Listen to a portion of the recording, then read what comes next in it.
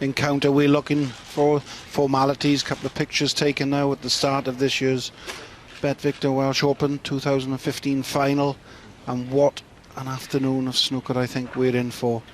Ben Woollaston, obviously the young pretender. He's had 3 breathtaking wins already this week. Ladies and gentlemen, it's the He first has frame. played John Higgins twice in the past. He's lost both times. Maybe this will be third time lucky for him. John Higgins, obviously, everything I think has already been said with John. His career stands.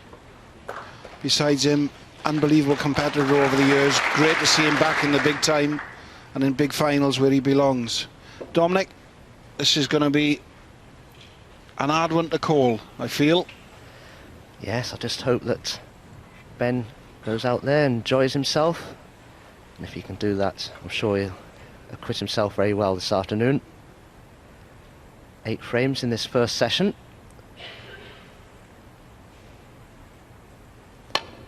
That's a tremendous opening long red from John Higgins. He started like this against his young Belgian opponent in yesterday's semi-final, Luca Bressel. Cannon the red away from the black there as well. That's going to be an extra help for John. Yes, as they were walking in then with the music playing, the atmosphere was electric. I only experienced that a couple of times. This has been a new thing that's been brought in of latter years. I had retired by the time they were doing this, but I can assure you, listening to that then, if I'd had any ear, I'm sure it'd have stuck up. 6. Unfortunately, I'm a bit thin on the ground in the air department, but it sent a chill down my spine. Terrific.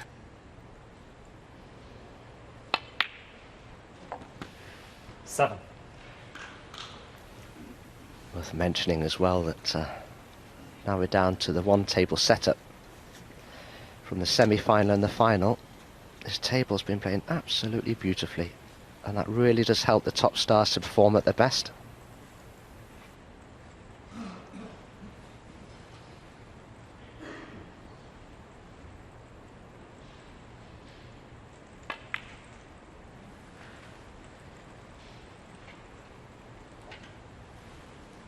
Wow, don't believe that cue ball's run 12. sufficiently far enough there for the red above the black. It's tight, it may just go.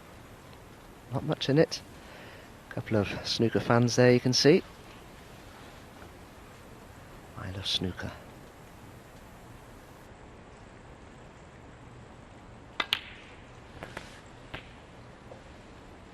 $13.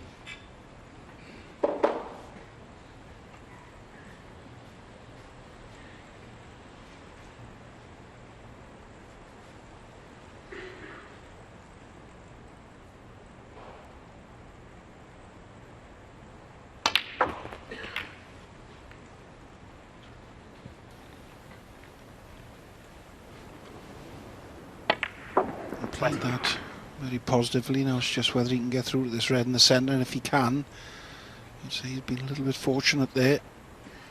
The way he's queuing up, he's just about got enough room.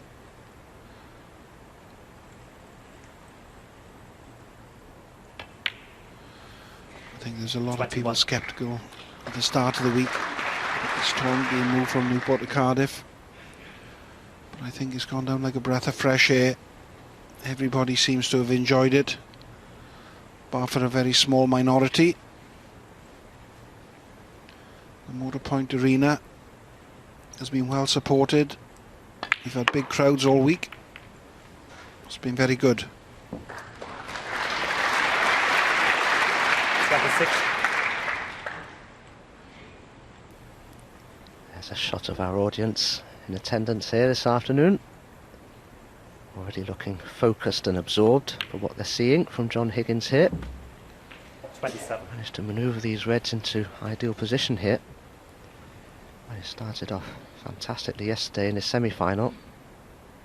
It's more of the same here at the moment.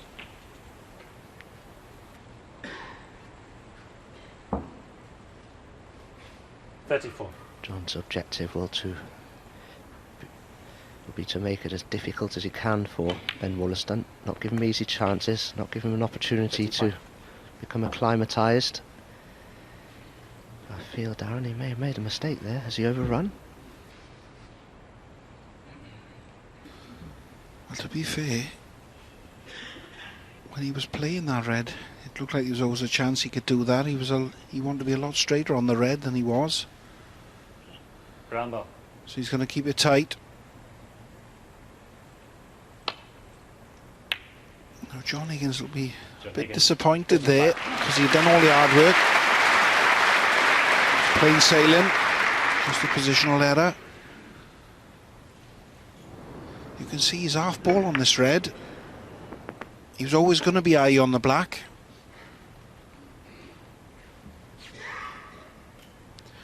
Obviously Ben Woollaston will be quite happy.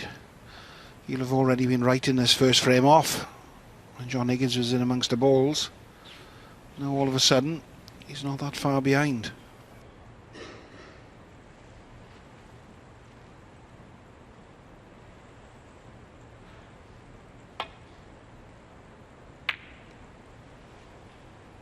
Just hope that terrific victory over Welsh hope Mark Williams, 6-5 last night in an enthralling semi-final, hasn't taken too much out of Ben for this afternoon's final.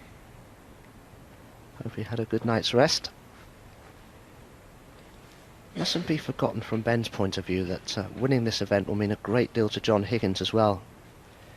He's been bereft of titles the last 3 or 4 years, and he's trying to find his feet again as one of the game's elite players. Dropped down the rankings somewhat, John Higgins, currently ranked 14 before the start of this event. So both these players will be extremely hungry for victory this afternoon and this evening.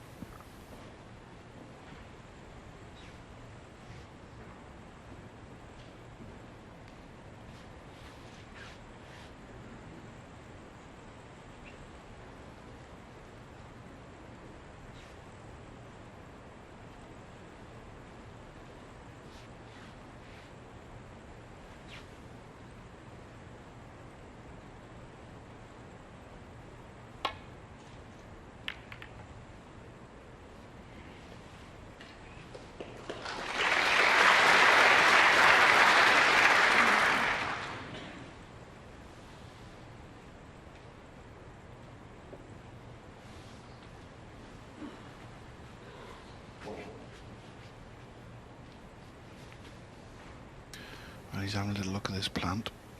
It has to be made. It's all about the cue ball, getting the cue ball back nice and safe. He's made the plant, and because he's got a good cue ball, he's got position on a colour, but he is in total control, so he'll play the little roll up. You see, it wasn't quite perfect, just had to be made.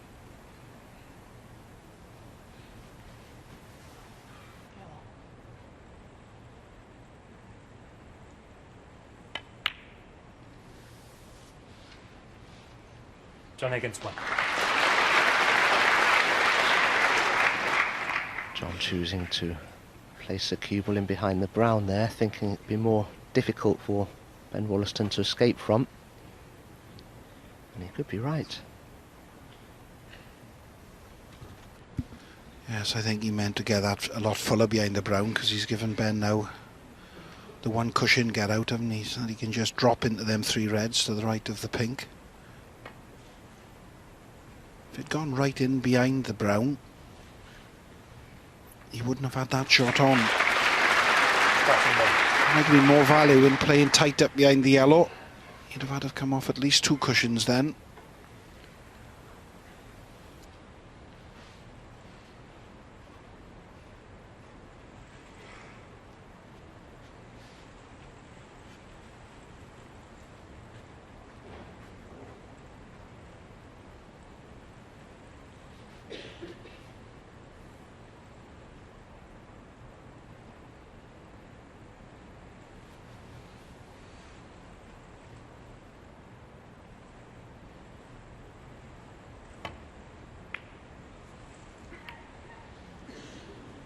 Foul. Ben Woollaston 4. That's John's first mistake, you could say. But it shouldn't be a serious one. Can't see any likely potable reds for Ben. Just caught the blue too thinly there. Cannon the green as well, which deflected the cue ball into the pocket. There may be a red on here into the right corner for Ben. And he can play it as a shot to nothing. It's the red just to the left of the pink. Oh, good effort. He struck that pretty well. And he's got a very good cue ball here.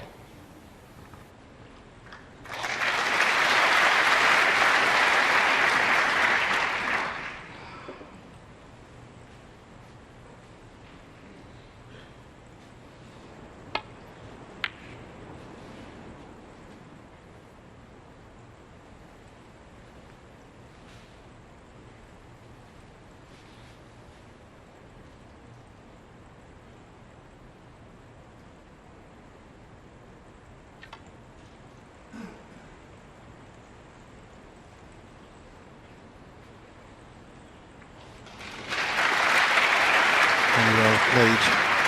Well judged shot by John Higgins. You can see that red goes left centre, but he's not going to play that. You wouldn't have thought so. There's not much value. And with all that said and done, that yellow is close to the corner pocket, but you would feel safety is the right shot.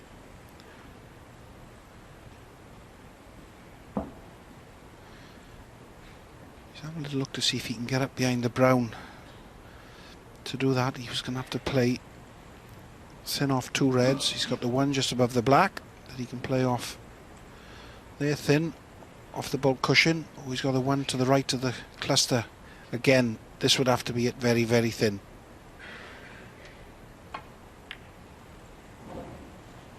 How's the pace? Wasn't a bad effort.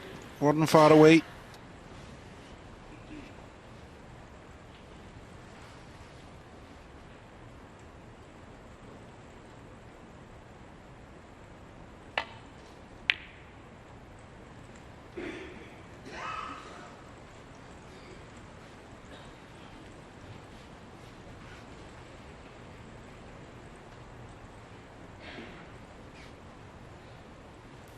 Will Ben be tempted by this long straightish red to the right corner? If he was careful where he placed the cue ball, he'd be on the yellow if it went in, and he wouldn't leave anything easy for John Higgins except for the red that he's playing now should he miss it.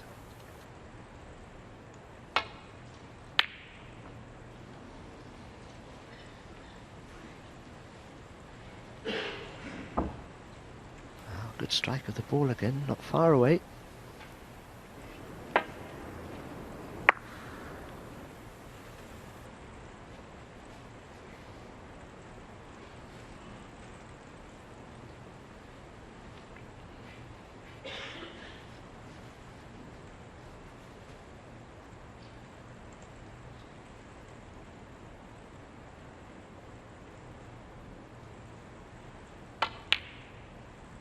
One.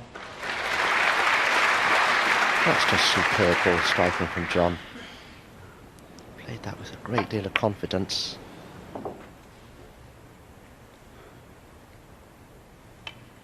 So Ben may just think twice now about leaving John any sort of a half chance. He looks to be cueing beautifully, Darren, doesn't he? Three. Yes, it looks like he's continued in the same vein of his last match. Okay, he did break down 30 something in this frame, but when he knocked that red into the middle pocket, it was a difficult shot, and he knocked it in as if it was sitting right over the pocket.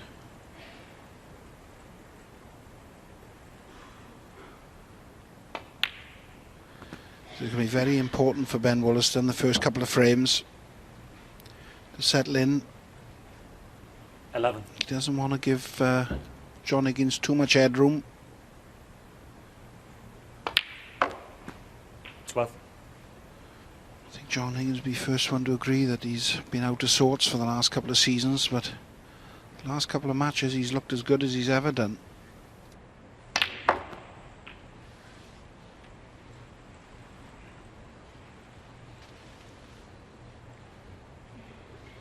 $90.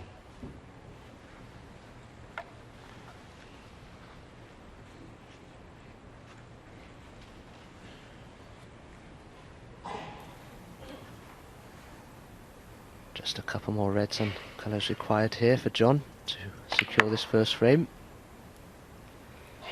His opponent, 20. Ben Woollaston, yet to pot a ball. 4 points coming from a foul from John Higgins when he went in off.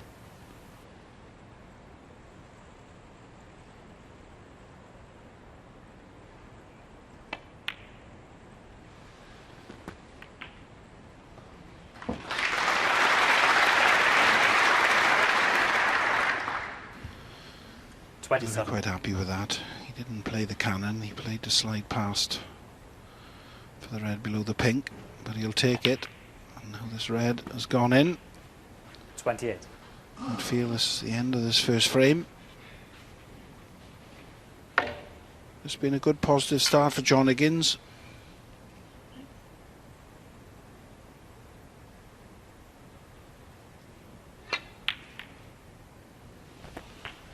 It's amazing what a little bit of confidence does for you.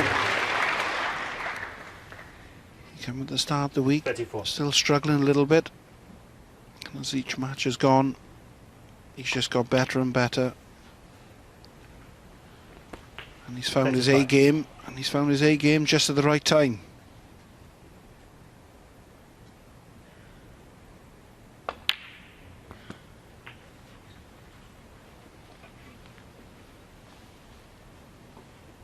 One. I would say normally if he was to go for this red and miss it, it'd be value for Ben coming back to the table and having a couple of shots, but the way the colours are, I don't think there's any point. And that's presuming obviously John Higgins was to go on and miss, which it doesn't look like doing at the moment.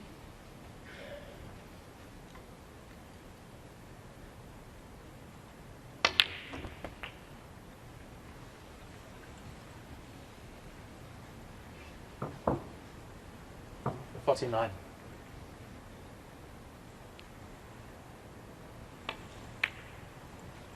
$50. And this is top draw.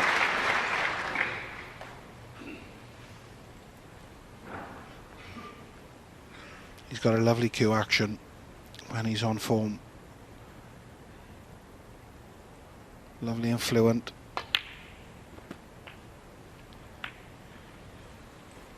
And he's played to put the brown over the all and develop it.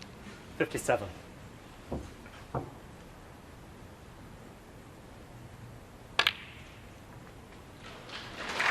Well, it doesn't get much better than this. Ben Woollaston would have hoped for a couple of chances in this first frame. He's going to have to wait. 62. Already, John Higgins have set his stall out. 66.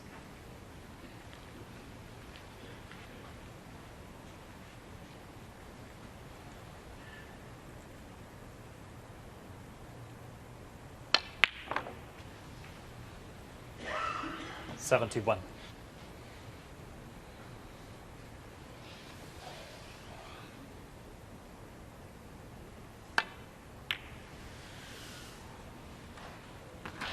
Well, everything is very easy at the minute. What a great break this has been. He started this frame with a 35. He finishes it with an 84. Ben Woollaston's going to need to get himself on the board to settle down, but John Higgins leads 1-0.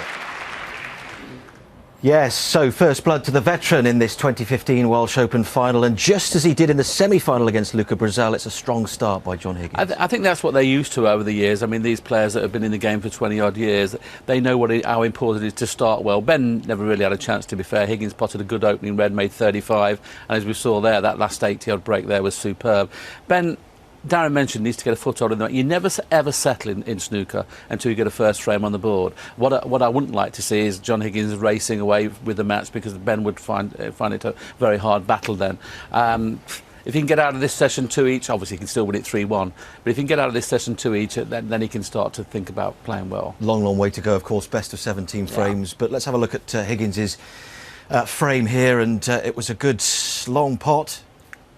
Yeah, I mentioned in commentary. I mentioned at the top of the show he played a very good long pot. We can show you this long pot. This is very early on in the frame, and he's playing as a shot to nothing to get back into ball. These shots, whenever you play that very early on in match, it calms the nerves. Because say for instance he'd have missed that by a couple of inches, he'd have thought, well, I'm not cueing well at the minute. But that's made in his own mind. Now he knows he's cueing well, which of course Ben needs to knock one of those in to get him feeling good. Well, it's Higgins to start this second frame, then leading 1-0. Yes, indeed. Thank you, Ian.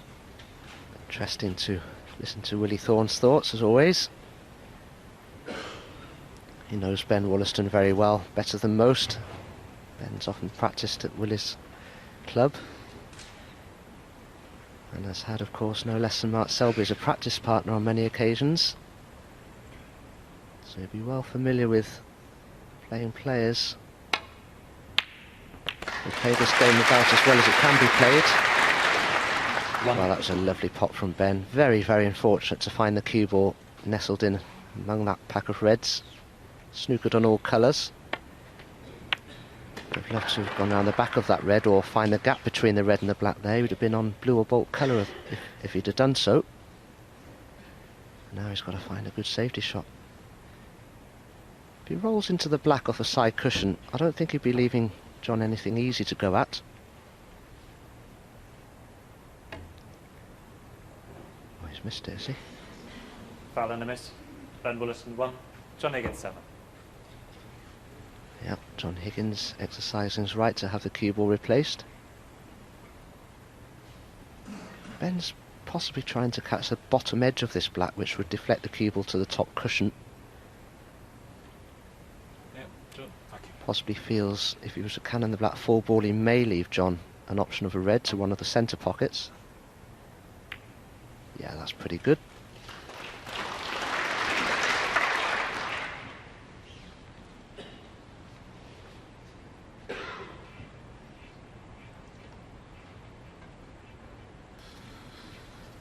Well, he's eyeing up and shaping up to taking this red into the left centre, and he potted a great red in the previous frame. I think the red in the previous frame was slightly easier than this. I think if this red to the right wasn't quite as acute as it is, he could do a slow roll there. Could leave nothing on, stay on the black if it goes in. And I think that's the one he's going to look at. Now, is he going to play safe or is he going to go for the red? If he goes to red, he'll just be dropping it in. Can't leave nothing on other than the one he plays, and that was the only red he could possibly leave on then.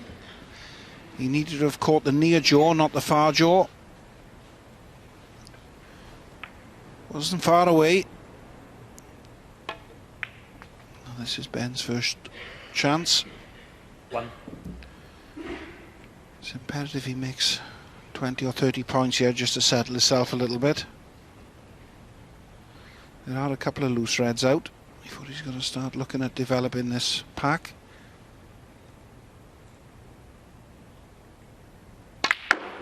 Or we can develop it straight away, and unfortunately for Ben, there wasn't much of an angle on that blue there. If we're being 6. critical, that was always going to be a big ask. He's caught the pink full in the face, but he had nowhere near enough pace on the cue ball.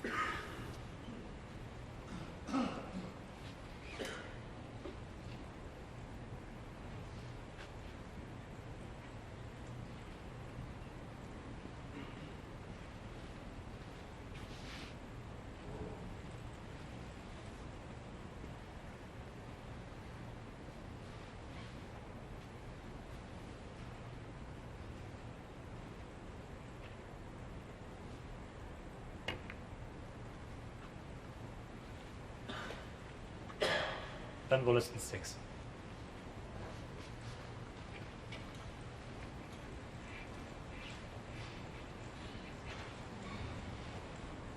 Well, has Ben left a long red on here for John. It's risky if he misses it. Where's the cue ball going to go if he pops it? Yeah, that was the problem. It was always heading into that pack of reds John was hoping he'd cannon off the back of the reds and land on the black, but he knew the red by the black would be possible, at least for Ben, so there was pressure on that. If Ben can get through to that red to the right centre, he's got a real chance again here. Unless John has been very, very lucky.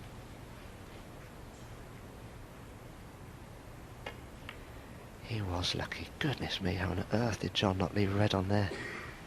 That's the luck you need sometimes in this sport.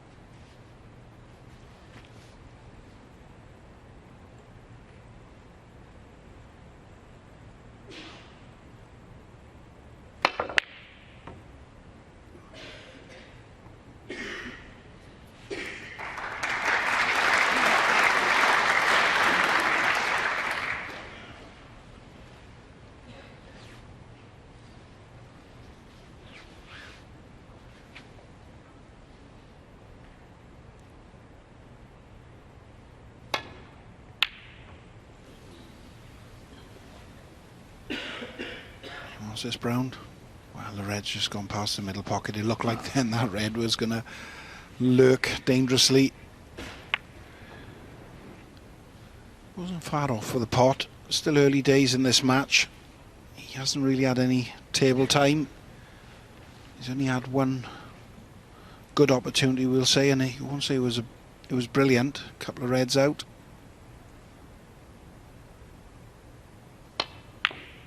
A lot of the players elect to play this shot now, the cross double. As long as he hits the jaw that he hit then, normally he'll get away with it. And he is having a little bit of run, it has to be said at the moment, John Higgins. He caught the yellow with the cue ball, so he'd have expected to have left this red to the right corner. Blues come to his save in.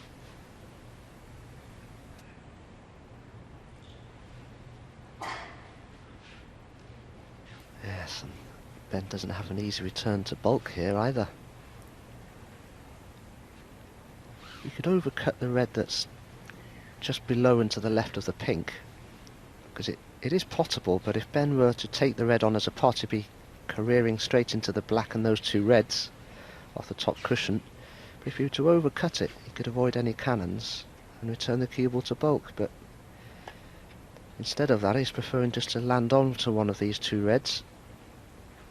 Any snag with this is a great safety player like John could put him in trouble here.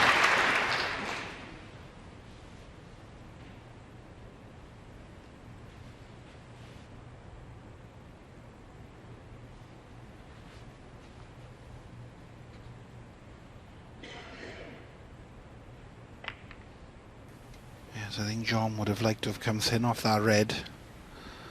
Come to the left of the blue and stuck the cue ball in behind the yellow there, because he's given the advantage now back to Ben. I think he's worried about the cannon on the blue, which should have left that red to the right corner. So it's a big frame, this, in the context of this match. I know there's only one frame already been played. Like I've already said, until you get a frame on the board, you never settle. And as each one passes by, it gets that much harder. Yes, John was worried that he wouldn't be able to cover that red that Ben's just played, actually, the one that was near the right corner. That's why John himself elected to leave the cue ball near this top cushion. It's an interesting safety battle now, for the time being.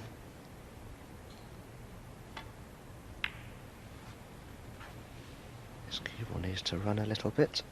And it's okay, well judged from John. Covered the red to the left centre via the green. I'd love to have a look at those two reds at the back of the cluster. They look close to a plant to me.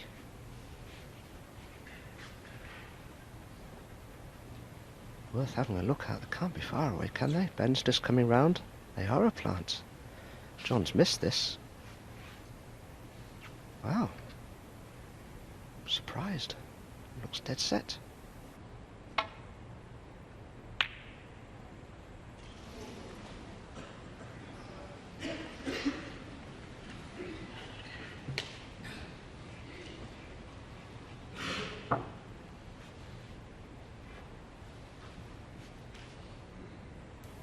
very risky from Ben. The speed at which he played it at. If he missed it, had to land somewhere near the pocket.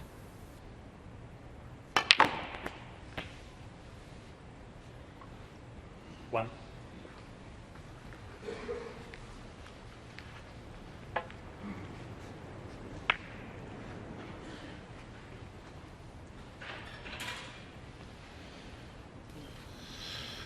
Well,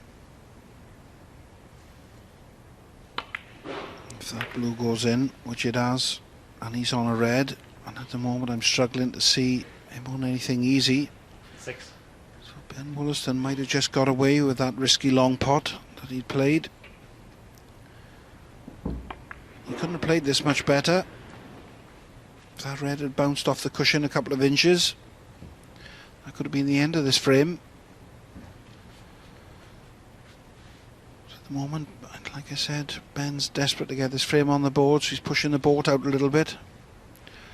His long pot success, 1 in 6, which will be a little bit alarming for him at the minute.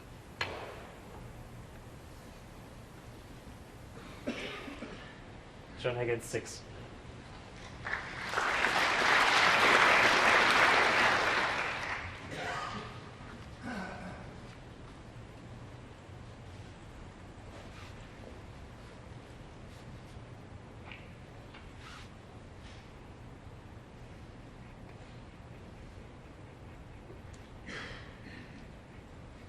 Just see there the red that's between the brown and the blue won't pot into this right corner past the other red.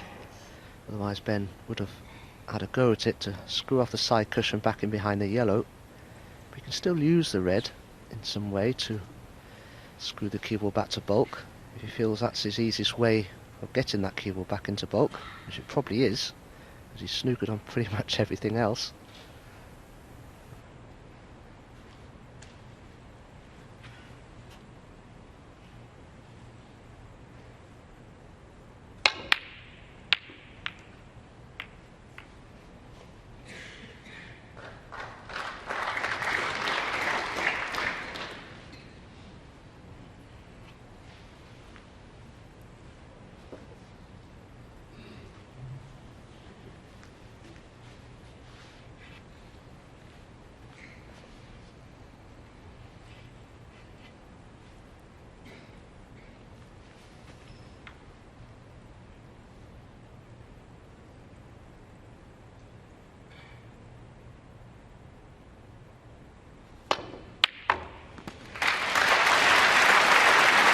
Well, again, what a great long pot from John Higgins. 1. And he's nicely on the black. How crisp was that? They don't come any better. Perfect strike, perfect cueing.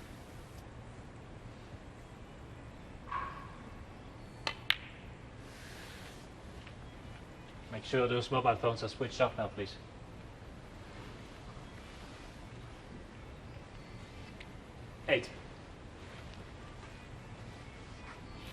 Our referee, Marcel Eckert, just scolding somebody in the audience there. Could be a camera, a mobile phone, not quite sure what. Big occasion, of course, for our referee. Lives these days in Berlin, Marcel Eckert. Know very well. Always speaks to me in German.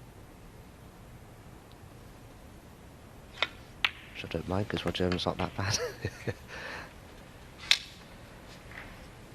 Well, John, you could say, deserves everything he gets from that fantastic opening long red. Saw the opportunity to stun the cube around the angles of the black, which was in bulk at the time. And this is the result.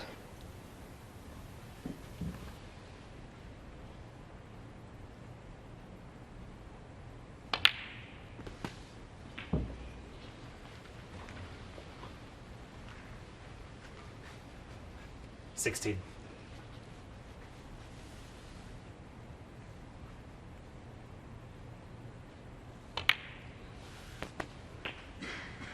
$17.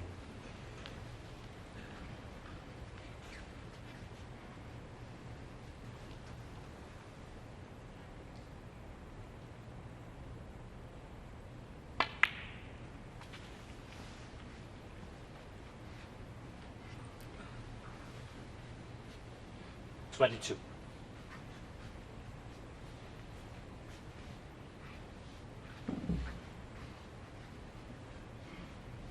Let's have a look at John's cue action here.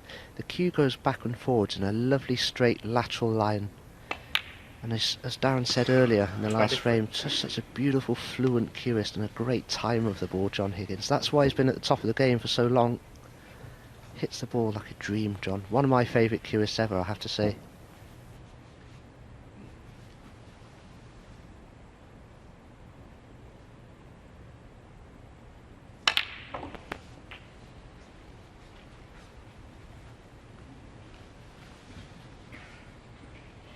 $30.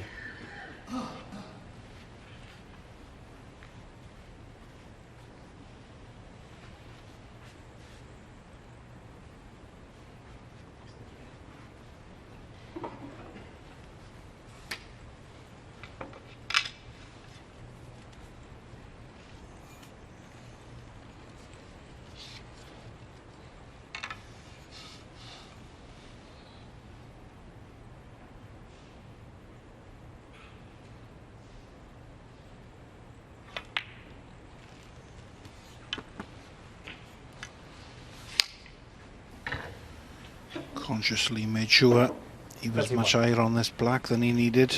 Worst place for him would have been landed up dead straight.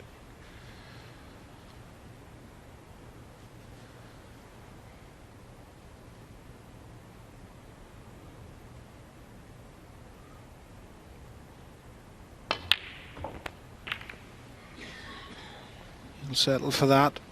None of them reds then, they all looked inviting but nothing went, so he's had to make something happen there. 38. He's got the cannon, he's a little bit thinner on this red than he'd have liked. You still expect him to pot this, especially with the way he's been queuing. A little bit hampered. Well, he's had a kick there now. Was he hit it hard enough for the red to drop in? John Higgins, 38. No, but he did have a kick there. You've seen the red go offline straight away. You've seen the ball bounce as well. It's a little bit unlucky. Ben Woollaston will be quite happy, because you'd have to say, if there's some way of cannoning this red, this could be his best opportunity of this match so far. The cannon's got to go right, and the position. And the first bit's right, and needs the cue ball to travel. It's just about perfect.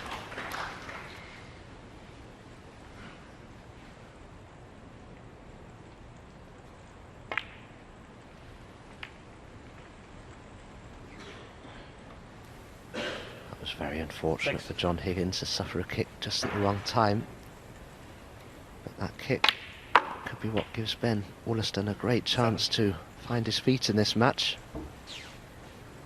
He's still got a lot of work to do, but he's got a good few open reds to play with there, and he can get right back in this frame. He'll need to just nudge those two reds away from each other, the ones just above and to the right of the black. And I suppose you could say the red near that left-hand side cushion could be another difficulty for him. 12.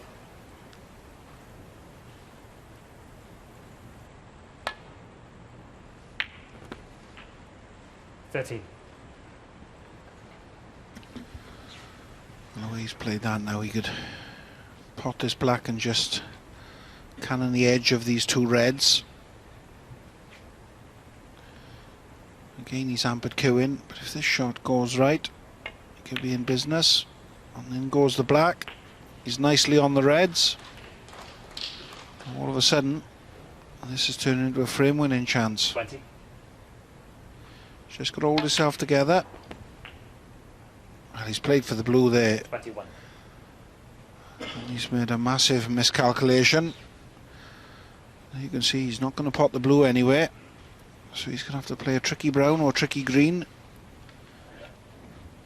The green guarantees him position if he can make the pot. Just going to come around off two cushions for these reds.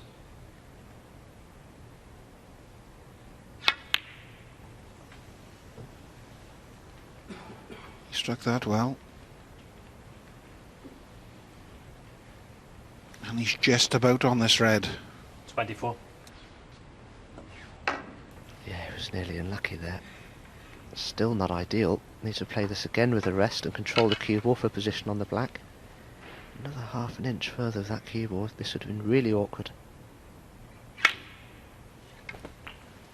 Didn't get the stun on the cue ball. That's amazing. When you start to go out of position in a break, you seem to drift further and further away from position. It's very hard to regain ideal position. Sometimes when you just start to lose that cue ball control. I don't know if he'll even take this black on, will he, Darren? Well, I think he's probably got to go for it, but I ain't sure off that red with the rest, as if he played to try and cannon the red on the side cushion down towards the corner pocket.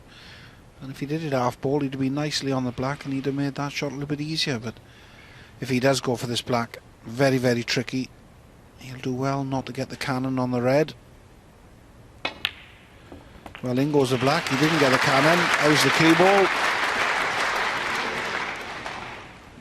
He's a little bit unfortunate. If he'd missed the brown, I think he'd have been on the red. As it is, he's going to need a good long pot. That was a confident strike. That was not easy at all.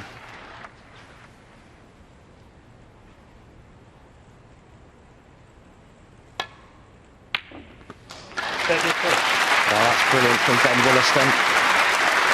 He would have known if he missed that. It could have been the end of this frame. Had to go in, and it did.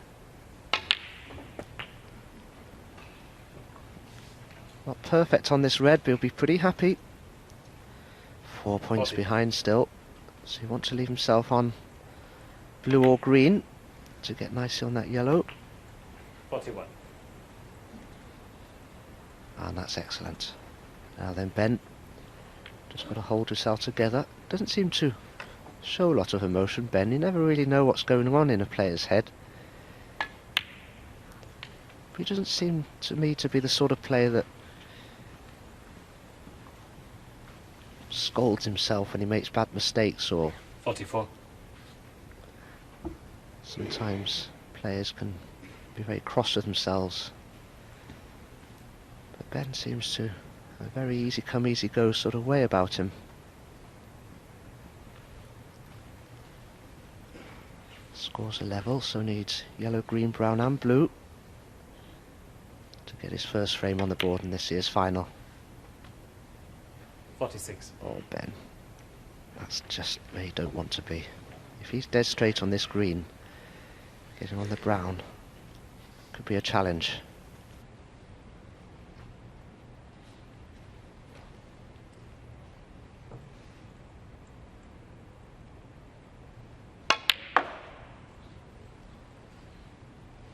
Well, he did have a good angle on the green, but he didn't play a pure topspin shot there. It's more of a stun run through, and well, if he's short enough, he can still cut this brown in. It appears that he can. Oh, this is hard enough. Taking hard work with this, Ben. I wouldn't say this blue's comfortable, but it's frame ball.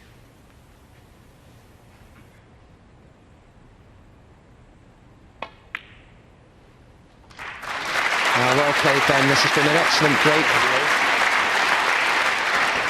As you see, 14 ahead, but only 13 remaining, so John Higgins requires a snooker now. Well, if he cuts the pink into the right centre, he could be close to going in off in the right corner.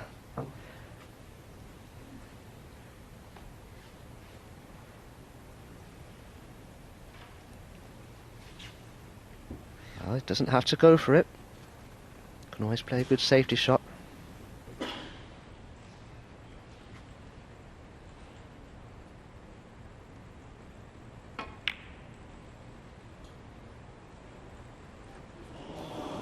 Oh, so close. 58.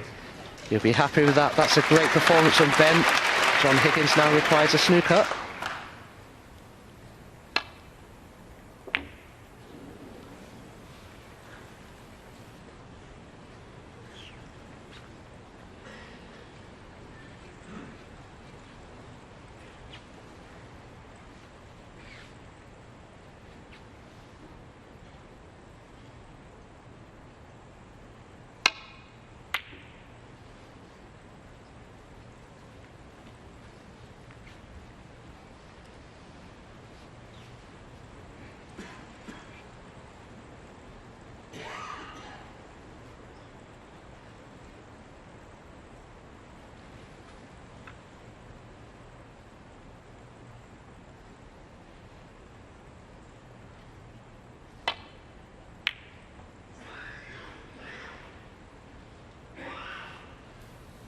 Good effort from John. That, you know, that was a difficult shot to play, to try and get round the angles and get that snooker behind the black.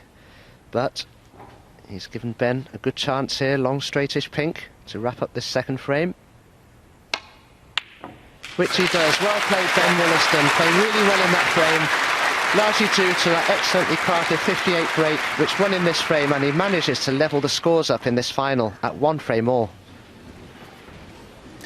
Yeah, so now we're seeing what Ben Woollaston is made of and why he's seen off the likes of Ali Carter, Ricky Walden and Mark Williams yesterday in this tournament. But he got a lucky break in that frame. Well, what you knew is a little bit of luck. He was a little bit out at sorts, and John Higgins was perfectly in the balls. And we see the shot here where he just plays an ordinary slow roll. And this is what's the problem with kicks. He's hit the ball perfectly, and all of a sudden the red's through to the jaws.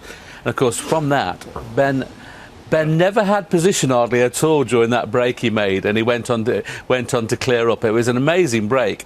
That will stand him in such good stead. He'll feel a lot better now, because I mean he literally was a little bit all at sea. Even during that break, I mean, never in perfect position, but he kept potting them, and eventually went on to win the frame. So yes, now he'll settle. Settled down and played some wonderful snooker. A lot of good pots. Yes. Yeah. And John, he won't be panicking, will he? Because he'll have known what Woollaston's done in this tournament. Yeah, not at all. I mean, obviously John only realises he only lost that game because of that kick. You know, he was in the balls, looked like winning the frame at that visit. So I mean, he won't be too worried. I mean, it's at least now in a final, luck is going to go to and fro. You know, you're not going to have the same luck all the way through. So John Higgins was a little bit unlucky there, but you know, every credit to Ben Woollaston to clear up. You might have thought the Woollaston family would have their eyes firmly fixed on Ben during this game, but actually during that frame, we can show you here, I think, Ben's wife and son Edward were up for a little bit of a practice themselves. So obviously Edward felt, Willie, that he needed to sharpen up his skills a little bit. I like the way he plays with the rest. It's probably easier to pot balls when you just shove them in rather than hit them in. So, but I mean, he's just over 2 years old, and there he is having a little practice while his father's on the table trying to win the trophy.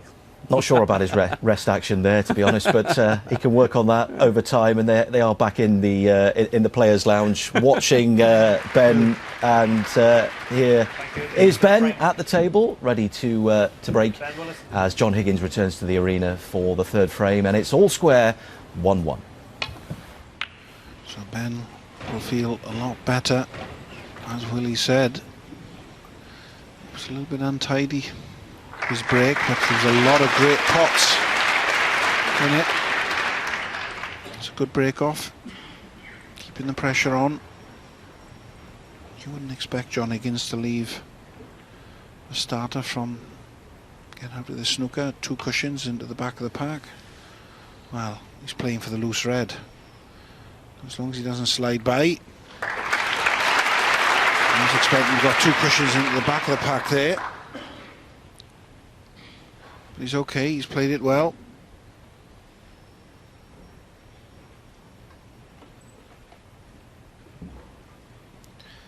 But he does like the odd pot, Ben Woollaston.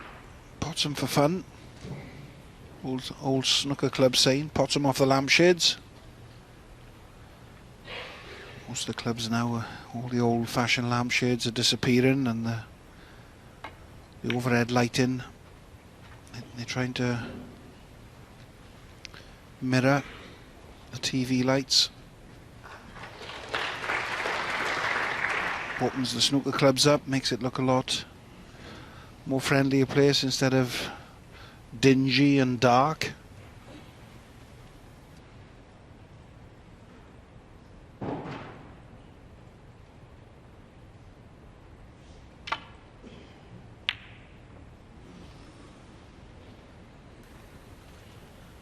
Caught that red much too thick, which is why the cue ball rebounded in the pocket jaws to where it has done.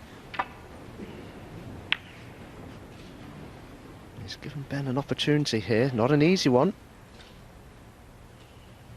but you have to take these on in these modern days. Players are so good at potting. Oh, Ben, it's a long way away. Wasn't too much pressure on that. He wasn't going to leave anything for John as he returns to his seat with a wry smile. He miscued that one slightly, maybe.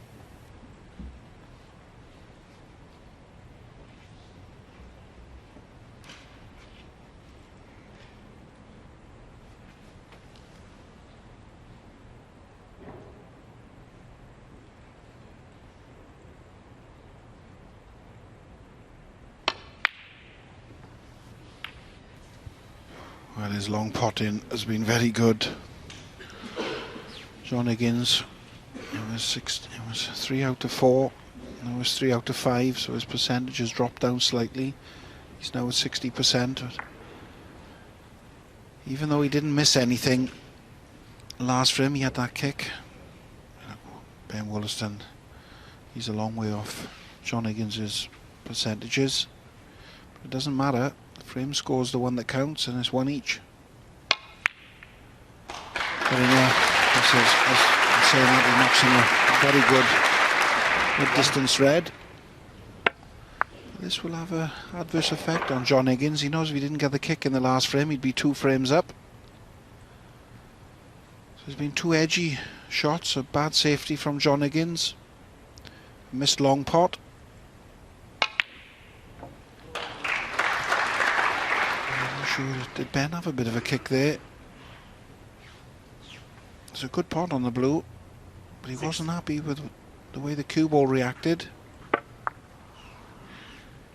Just like, looked like it stopped dead, and then it just sort of came back 2 inches or 3 inches instead of the foot that he was looking for.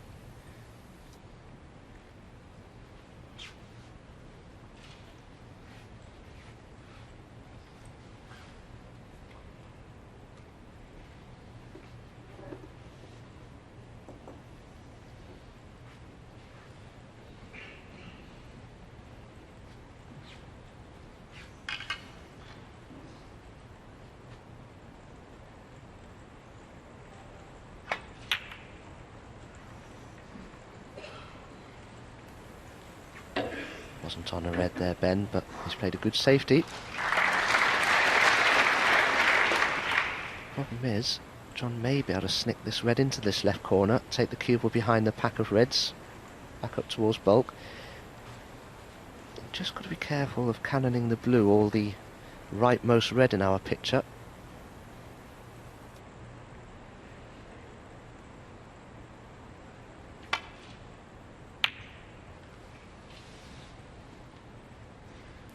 Just slid past the blue, and that was only because the cue ball wasn't carrying much pace. That could have finished worse for John. Missed that red by a good few inches.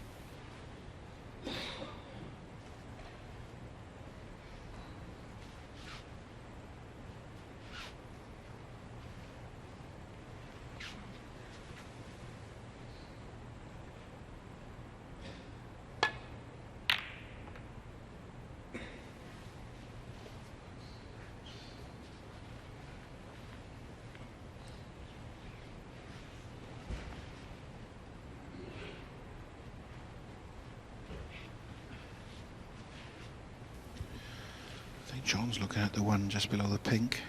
If he can get through to the one at the left corner, he can have a free shot at this. Well, he's come close to the corner pocket, but not the way he intended. Had 2 cannons, now has he covered it with a yellow? I think he has. So again, he's been a bit fortunate. And you can see it. Balls are in the open.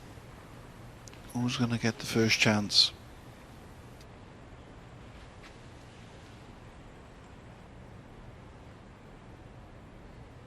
That's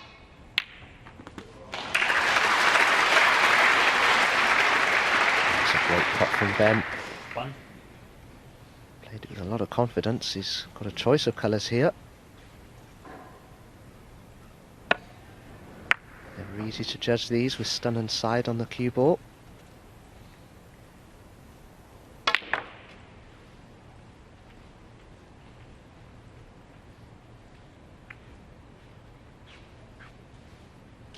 Well, if this red goes past the 3. one that's near the left corner, he can run through for the black, so this could have finished really well for Ben. It does go, as you can see.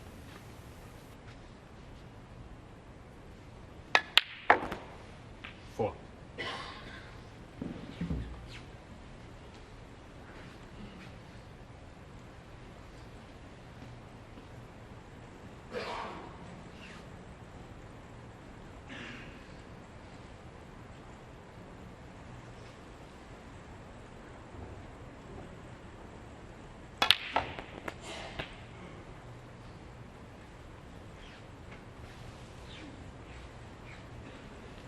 Eleven.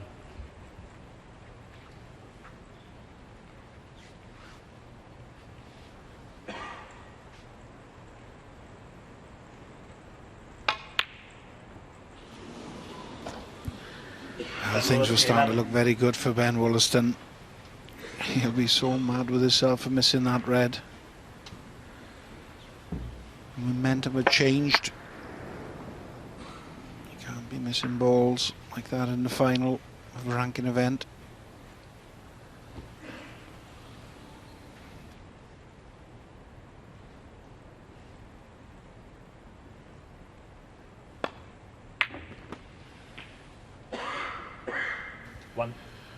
As long as he can get through to the black, and from our angle he can. Only just though. Now that red looked very easy then, but I can assure you it wasn't. His pockets don't give a lot. But he's now in perfect position. 8.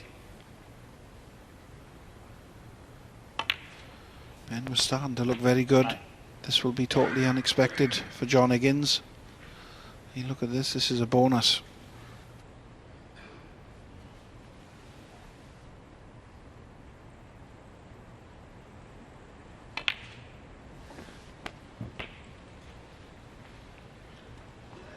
Just decelerated on that one, John. Wanted 16. this red to be much straighter for position on the black.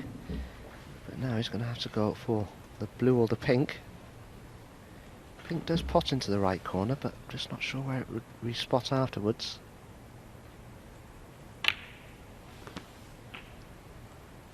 Seventeen.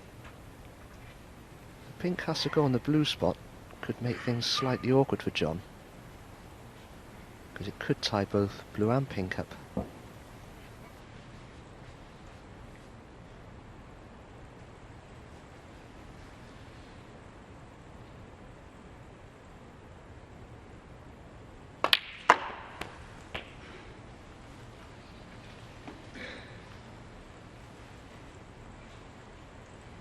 Twenty-three.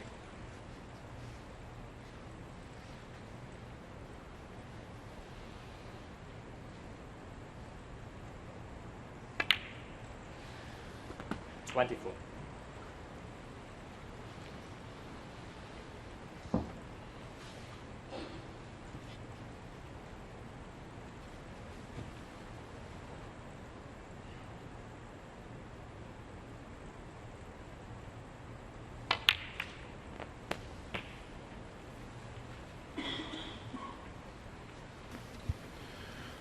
When he played that, a little bit of panic came on him.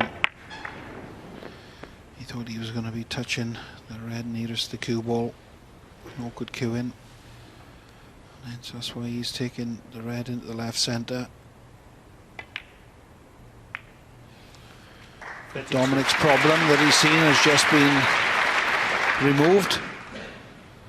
Pink and blue spots now clear. That's worked in his favour, I think. A bad positional shot. 37. A very positive striker of the ball, John Higgins. If you are to be ultra critical, he does decelerate on his backswing on a lot of the shots. He has a very long withdrawal of the cue and then pushes through very slowly.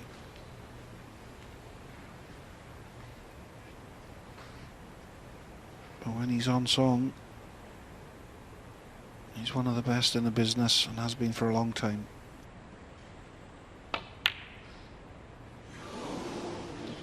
John Higgins, 38. That was similar to the black he missed against Luca Brissell yesterday in his attempt to beat the highest break. You're always vulnerable when you've got your hand like that on the cushion and your cue protruding some 18 inches or so. It makes for a long bridge, and to keep it on line as you strike the ball, well, you're just a bit more fallible then with a longer bridge. Oh, Ben, well, he obviously thought he could get through to that red. He couldn't. I have to say, John was lucky there not to leave that red on, and he only didn't leave it on because he cut the black too thin, which meant the cue ball travelled a bit further.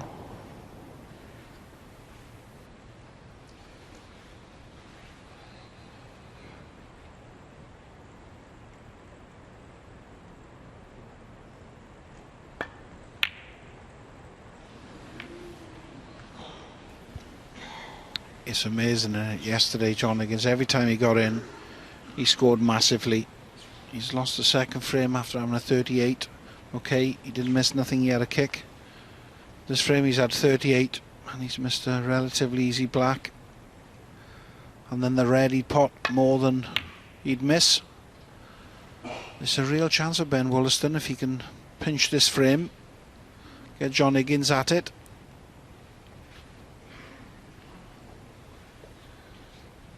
He's looking at this plant to the left corner.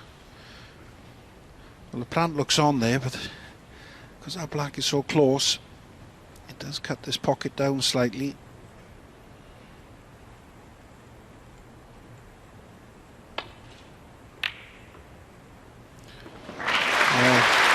The black could have cut the pocket down even more. That was absolutely perfect. Went into the edge of the pocket. Bit unlucky there for Ben Woollaston to have left that plant.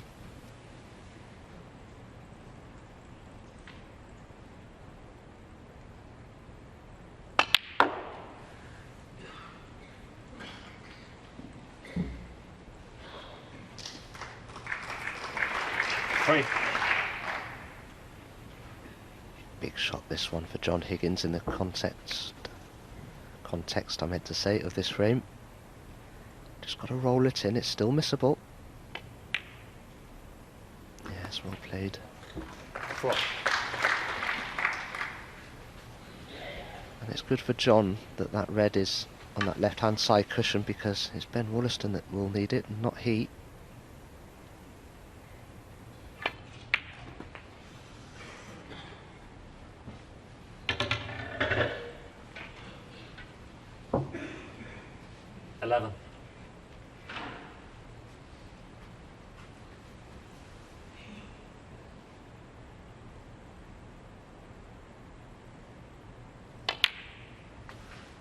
Well.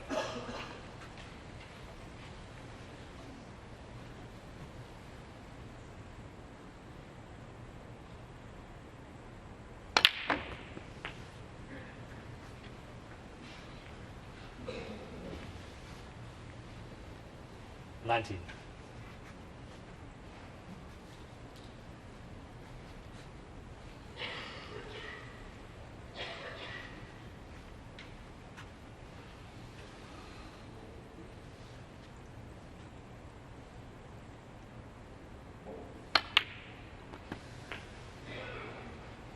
$20.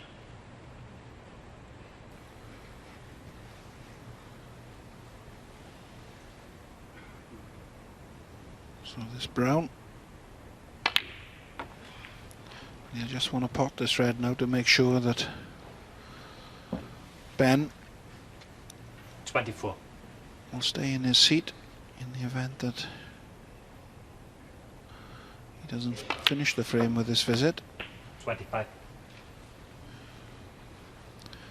John Higgins will feel a lot better, because it looked like a little bit of a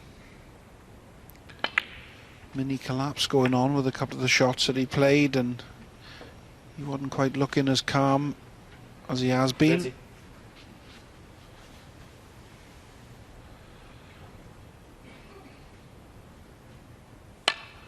No real big breaks. And then he just wallops the red down the cush. It's very similar pattern to the first frame. First frame, he had a 35 and then cleared up with 84. He started this frame with a 38. 36. He's on 36 and counting. 38.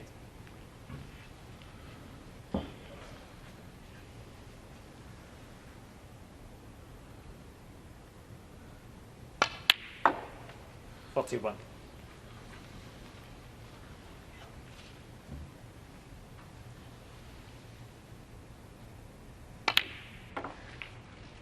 $45.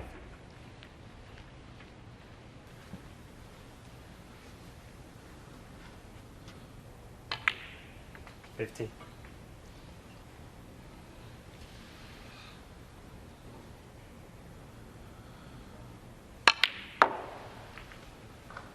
$56. So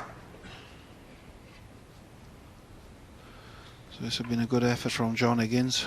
He did look at one stage, his frame was getting away from him. Ben Woollaston did have his chances, but John Higgins with a terrific 63 to go with his earlier 38. He now takes the lead again. He leads now 2 frames to 1. And you would have to say, Dominic, it's been a good encounter so far. It's been level pegging. Ben Woollaston, you'd have to say, a little bit unlucky. He went for the red. You know, you'd have thought he was on the red. He's gone for it, caught the other one, and he's left this plant. You know, John Higgins has just pulled it out of nowhere. Yes. Looking at it in that picture there, you'd think the black could well have been blocking the pocket, but when John had a look, he saw he had a good half a pocket, as you can see there, to aim at. He knew the essence of actually making that plant, lay in the fact that he needed to strike the cue ball well and crisply. And, well, he did just that, and it enabled him to win that frame. And you don't like to see a runaway, do you, in a final? So, I mean, Ben's having his chances, which is nice. Yes, he is, and I think, to be fair to Ben as well, if there's been a little bit of run so far in this match, the first 3 frames, you'd have to say it's gone with John Higgins. When he missed that black, he didn't deserve not to leave anything there, and another half an inch, Ben would have been on that red easy to get on the black, and then it might have been a different story. As it is, we've seen the plant. John Higgins has cleared up from it and reasserted himself in these first 3 frames. Yes, absolutely, Darren. Big frame, this Frame next 4. one. 4th frame before the John interval. Higgins to break. And it's John Higgins who will break off for it. Go off for a mid-session interval cup of tea after this, I'm sure. A lot of players, especially in a final of an event, will head to the practice table. John just over hitting that break. May have left a long red on here for Ben, the one to the right corner. Just depends whether he can get past that green. Not quite.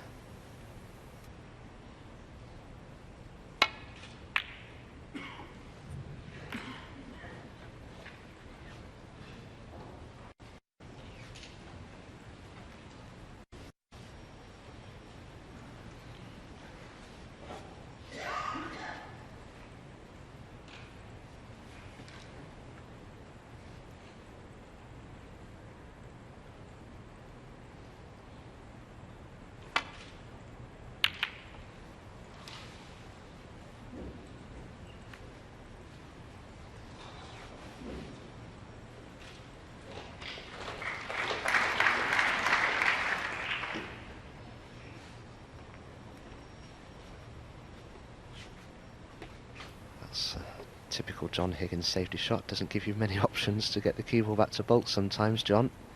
But according to those statistics, Darren, it's Ben's whose safety is the better of the 2.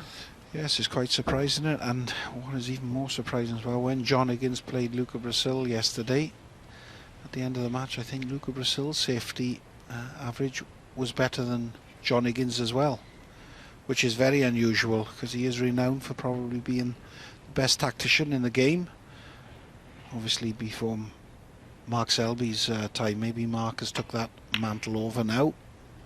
1. So saying that, he rolls in a very good pot into the left centre. It's good to see him back somewhere near his best. Just shows you Form is temporary and class is permanent, that's the saying. Never leaves you. As Terry would say, just a belief.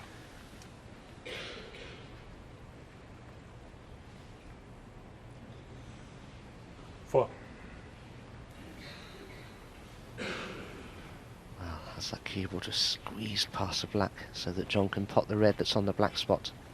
I think he may be alright, because he's got a red into the right centre as well. Now can he stun into that red and remove it away from the black? Yes, he did. A little bit fortunate there, John. He was considerably awry with his intended position. But this was a good pot still. See, a pretty acute angle.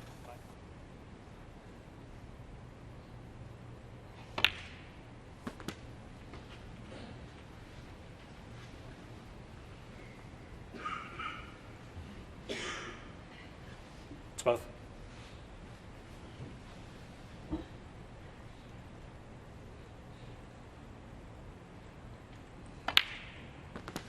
13.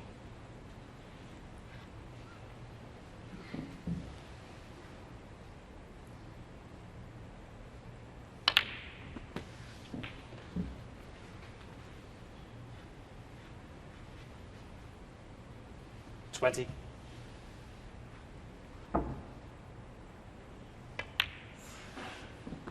21.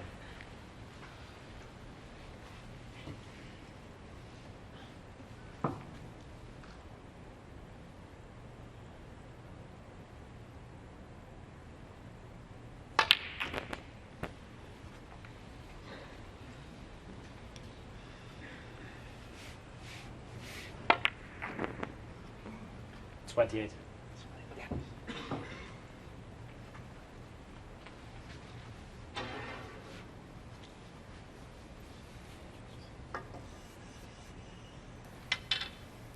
Well, as you can see, this is pretty awkward for John. Just wants to drop the red in.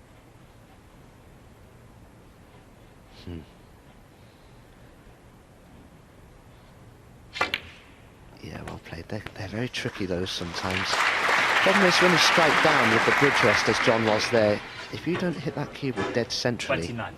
and you impart an intentional side onto the keyboard, it acts like a swerve shot, because you're actually striking the white into the bed of the table. And it really does accentuate the amount of spin applied. Yes, and the other thing with that, Dominic, that spider there's only slightly higher than the ball, 36. so you really got to come down on an acute angle and have the spider very close to the cue ball. I've never really liked the spider. I much prefer the swan neck. 57. Same sort of thing, but instead of having 3 little cue slots on the top, you've only got the one. And when you look at it, it actually looks like a swan's neck. So it just allows you to be a little bit higher from the object ball. A lot of people think it's an harder implement to play with.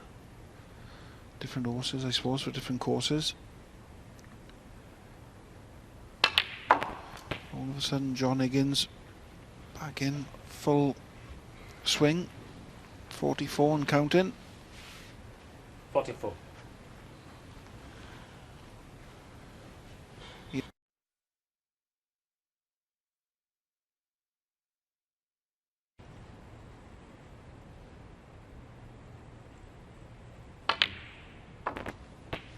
Forty-five.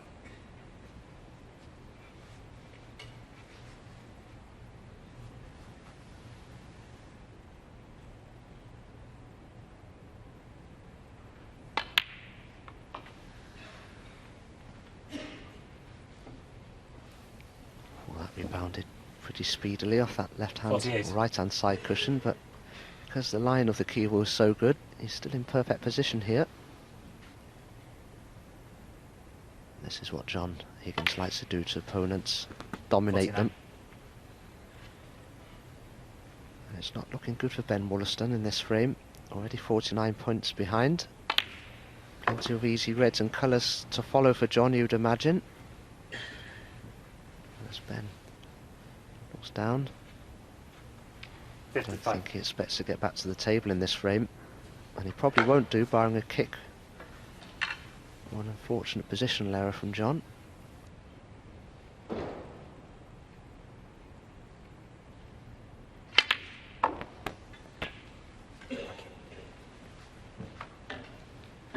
56.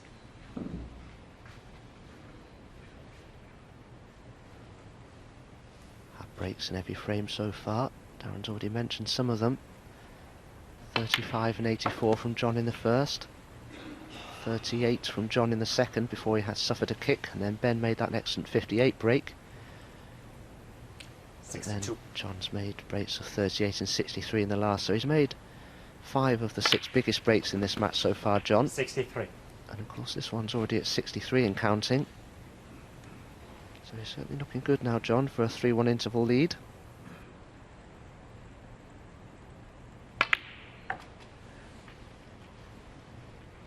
That blue was frame ball. There you have it, 68 ahead, but only 67 remaining.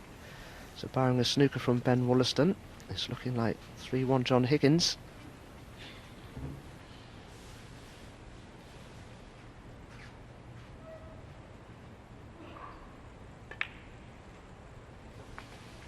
$69.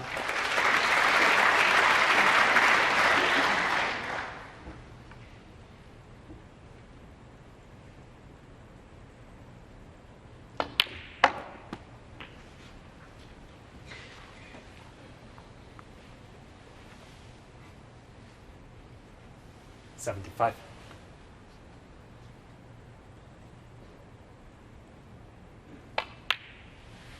$76. Left himself a perfect angle on this pink just to nudge the right hand red away from those other two and leave himself in perfect position.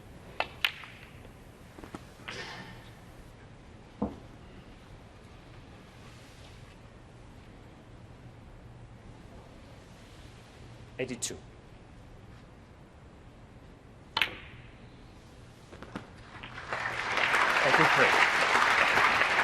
A very clever shot there, pushing the cue ball through the pink to be on this black.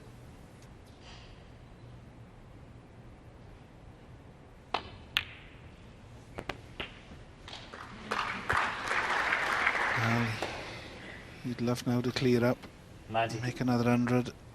He's already had 21 this year. 91.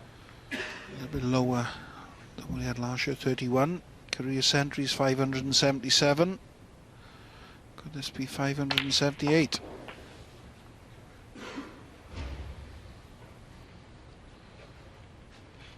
$98. And if he was to go on and get this, it'd be the 6th of this tournament. Just shows you his scoring power has been very good here this week at the Motor Point Arena, the Victor Welsh Open.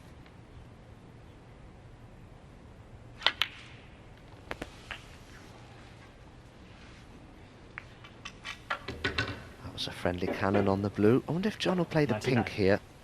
Get it back onto its spot. I think it'll pass the brown.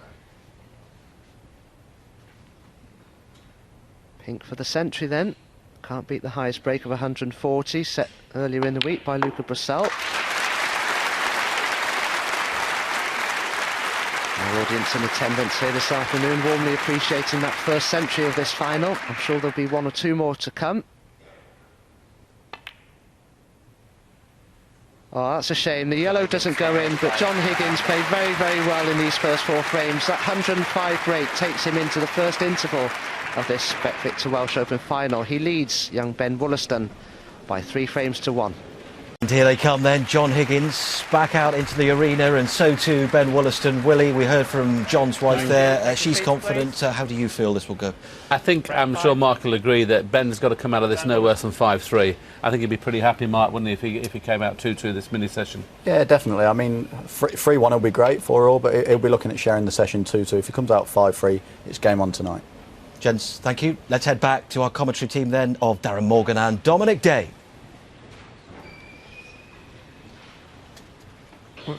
Well, it's Terry Griffiths actually, Ian, but Dominic slipped out until this evening session, I think. I know Dominic's better than me in the box, but I'm afraid you've got to put up with me now for a little while.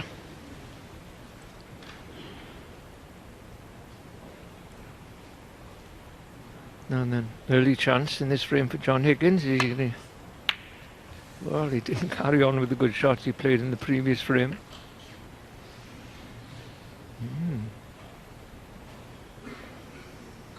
Oh, what a difference if it had gone in off. We'd have left Ben long red. And John Higgins has been very impressive so far.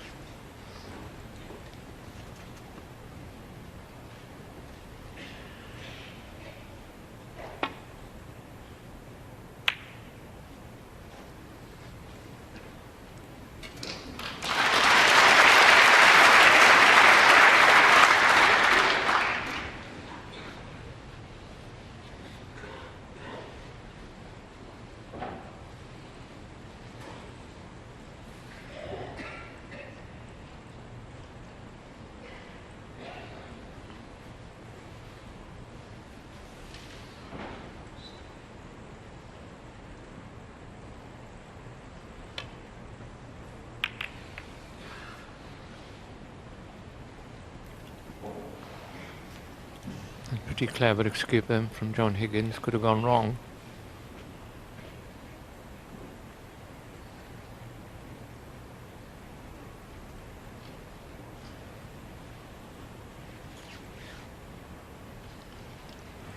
Point scores are very heavy in John Higgins' favour. 377 against well, I was going to say 92, but it's 93 from Ben.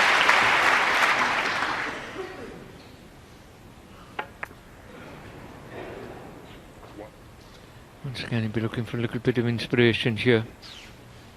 Put a few balls together, play a few good shots, just to feel he's part of the match. Before that red, he hadn't potted a ball for 24 minutes.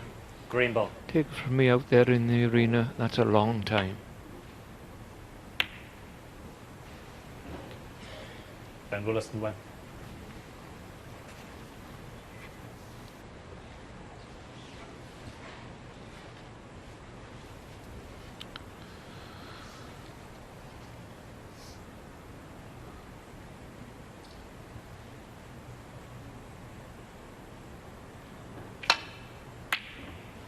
Well, he went for it. Foul. He's a bit unfortunate the Ben cue ball's Woollaston gone to the left centre. So Ben Woollaston's got a nice easy starter.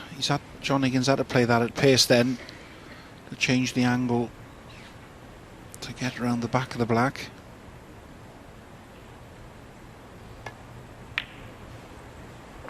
One.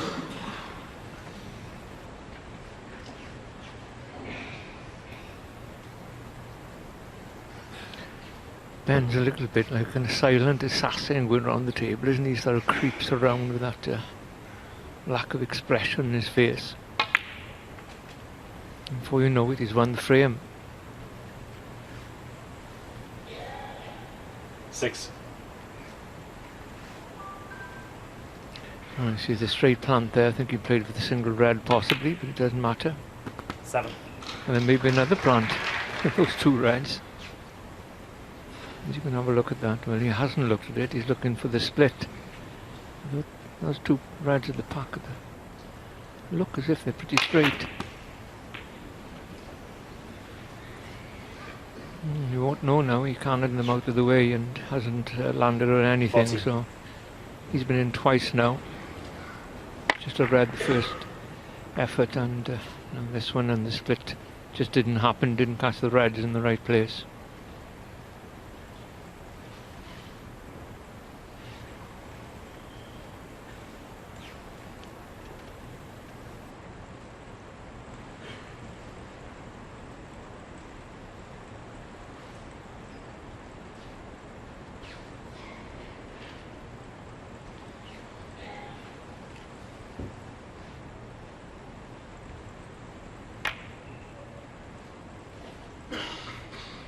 Woollaston 14. He's got a good cue ball, but a bit of a miscalculation with the red. He's put the red near the green pocket. The way John would have been going for his long pots, you'd fancy him having a go at this. I don't think he'll play it with pace. He'll just be trying to drop it in, edging on, catching it thick rather than thin.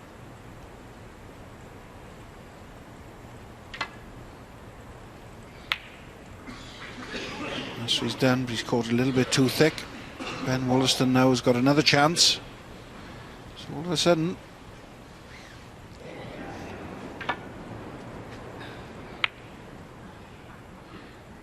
he's had 3 chances in this opening frame after the interval. Balls are in much better position this time for him. Just one good positional shot needed.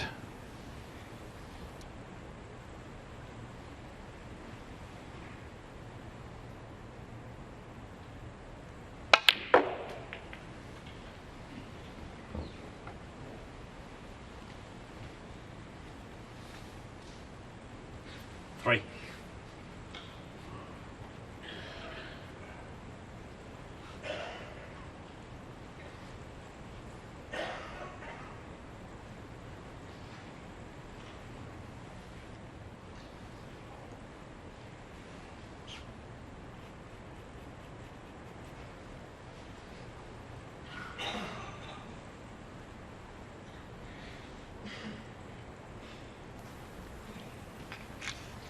All of a sudden Ben Woollaston's having a lot more chances than he was having earlier on.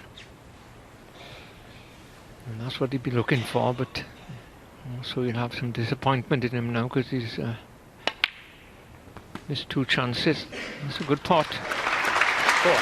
Not a bad angle on the black at all.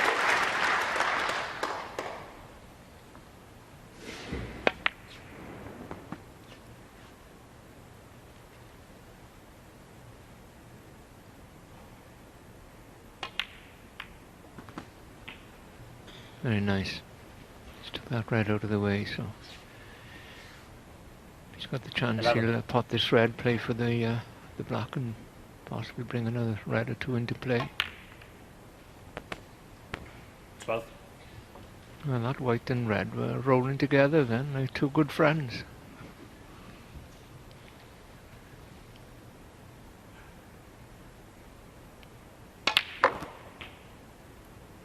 Wow.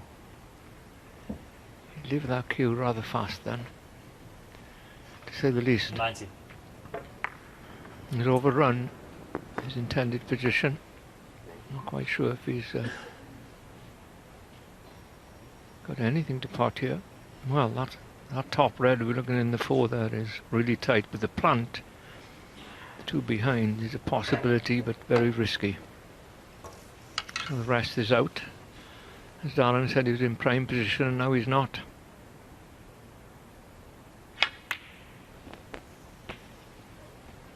That's the problem, you see. Once you go out of position, it's hard to retain it because 20. you've got a succession of difficult pots rather than easy ones. When he's playing well, that's what he does.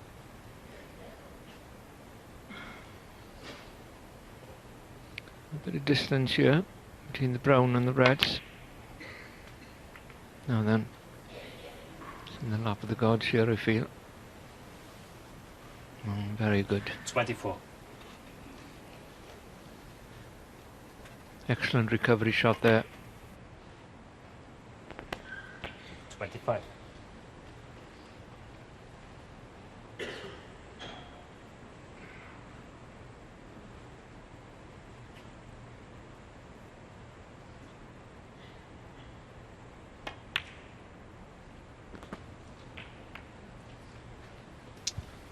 Just losing the cue ball, Ben Woollaston. He's going to 32. take another terrific pot to continue this effort. I mean, he's already been out of position 3 or 4 times within this 32 break. The balls were sitting perfect for him as well. He has got this red to the right centre, but it's a real thin snick.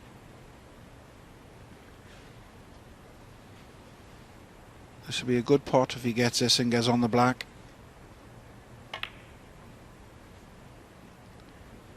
33. And he's played it, that's very well done. He's played about 3 or 4 really good recovery shots. Obviously you can't keep knocking balls in like that. This is about as good as they get. 40.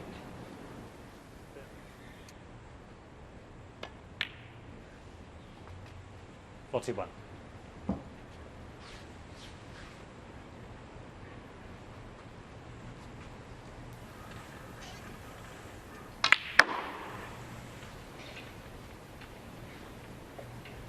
Very important for him to win this frame. Even with John Higgins 46.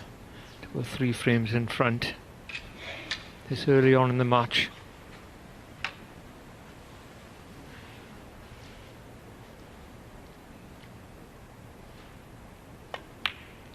John was sitting in his chair then. He would have been sensing there may be a chance coming along, because he could see Ben losing position, but like Dana said, he keeps playing good recovery shots.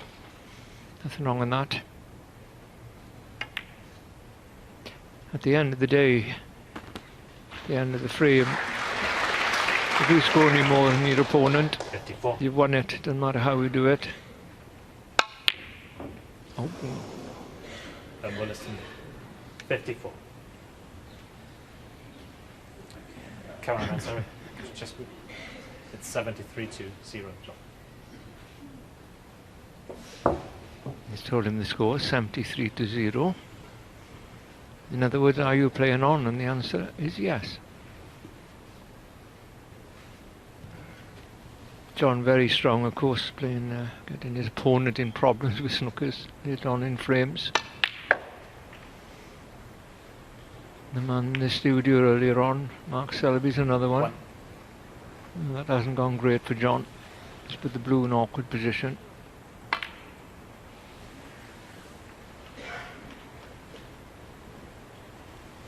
You feel if John misses a pot here, he'll concede, but 7. keeps potting reds with high colours. He'll carry on.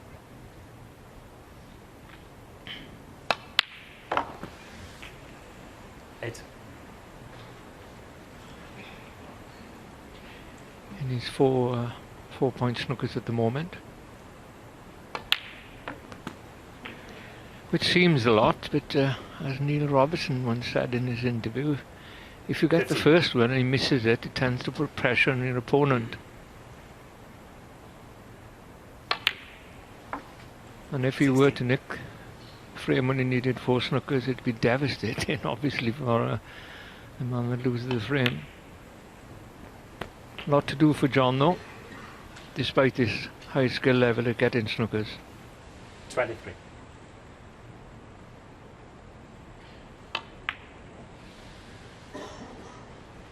John Higgins, 23. That's the first one of them. Let's try to put the red close to the black. Obviously with one red up, there's always a chance of getting a free ball, which if you can get it. That's a good hit by Ben. Whereas if you can get it, he's getting rid of 2 extra snookers with a red and a black, but this red is in a perfect position now. Just to send it around the table. He'll be trying to get this up close to the yellow or the brown. He needed it to roll a bit more. He's a little bit short there. That was a golden opportunity gone a begging.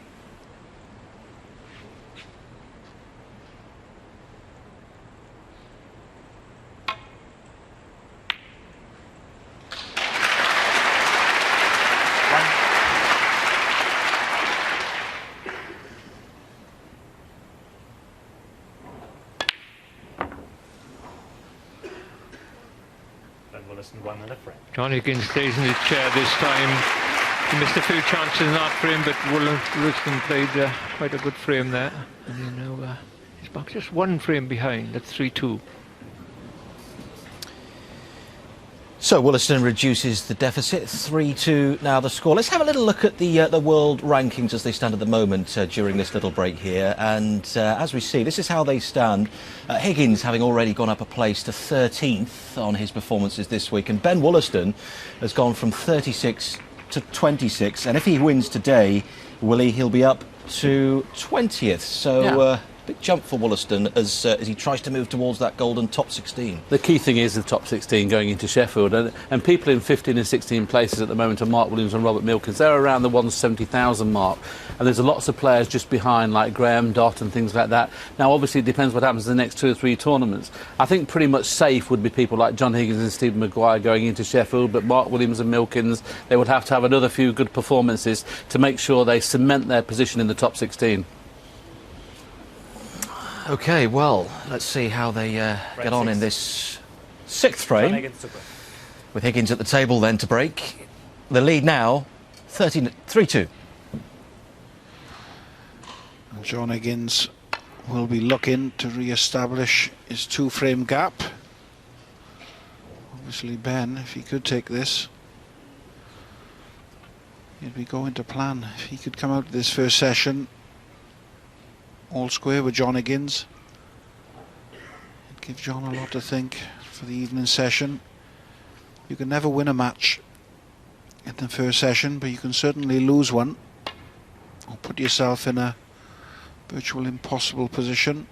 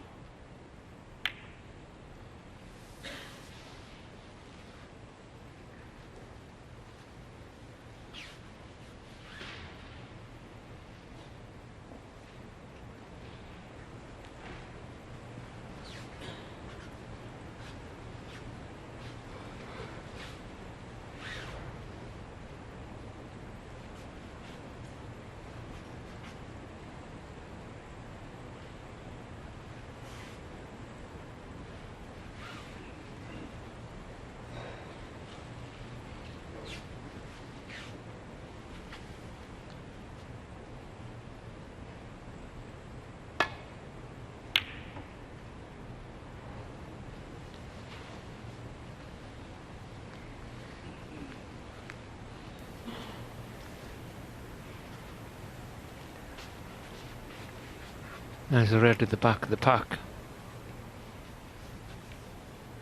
There's 5 behind the pink. The back one of those, it'll clip into the left corner.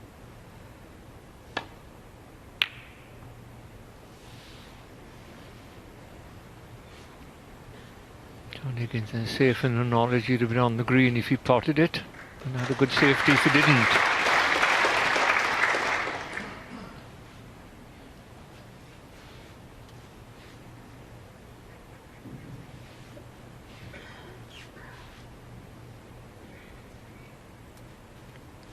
I'm not sure from here if that black goes into the left corner. The pink is tied up as well, but Ben's got a few problems here. Can't see anything on the right hand side of the table to hit to get back to the balk area. And the same on the left side, you can see quite a few reds, but it'll be a good shot to get it safe. Well, he's looking now as if to play as if he was snookered, when actually you can see 5 red on the left hand side of the table.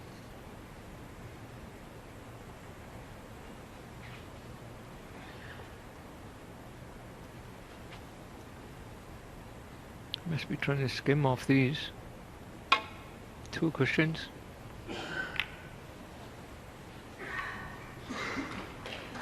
Well, he's left a red on, but I think it could have been a lot worse.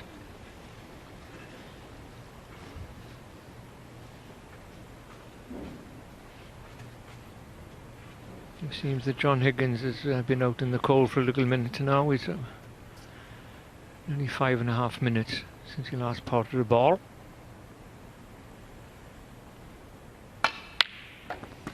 Well played, sir. Of course, John Higgins won't be thinking about that when he comes to the table, but you just don't feel as good as you do when you've got momentum.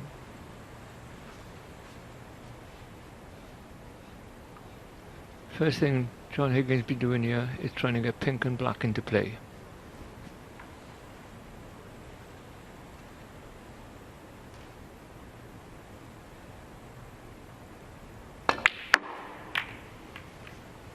There you go. Hit that full on the pink then. 6. A little bit of power to play the shot. Look how those reds all split out.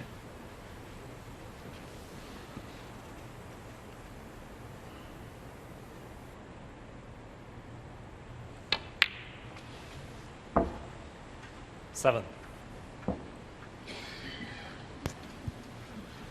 He's looking good again. Seems to be every time ball Woollaston.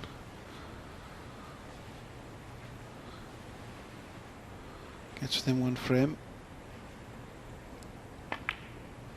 John Higgins pulls a long pot from nowhere. 12. And gets in top flow.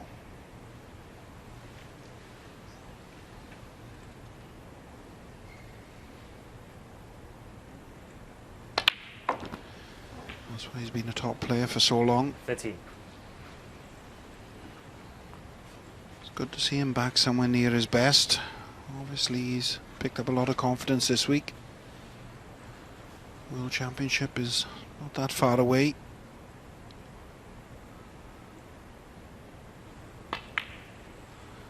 Probably timed it about perfect to start finding a bit of form. As I'm saying all of that, that's gone slightly astray. 18. Don't think there's any pots on here.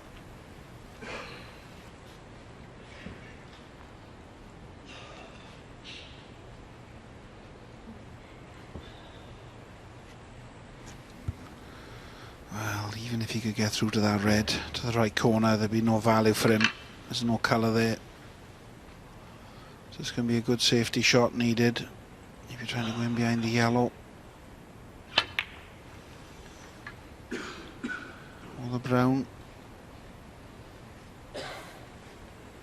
John Higgins, 18. I think Ben might be able to get through this red to the left corner, and if so,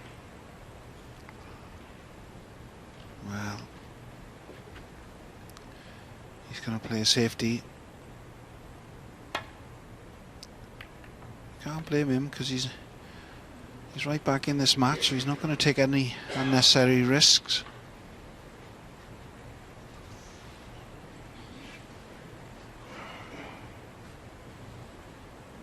If he goes to this red to the left corner, he's going to have to hit this right. Make sure he misses all the cannons, gets around the back of the pack.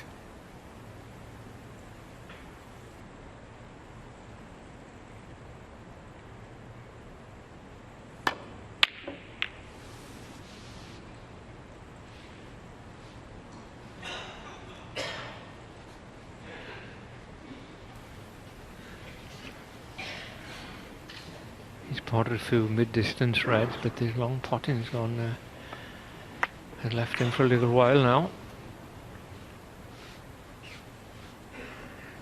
All the players get the ins and outs of the long pot. Sometimes they're knocking them all in, and other times they miss a few, and they seem to miss them for a while.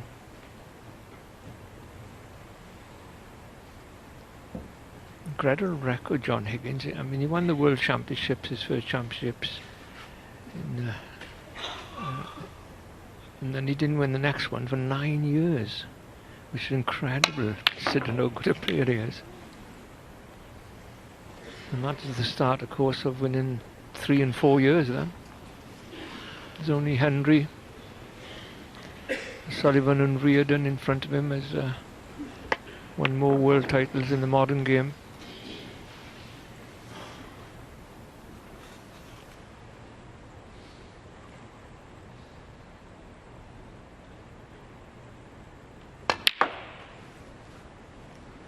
One.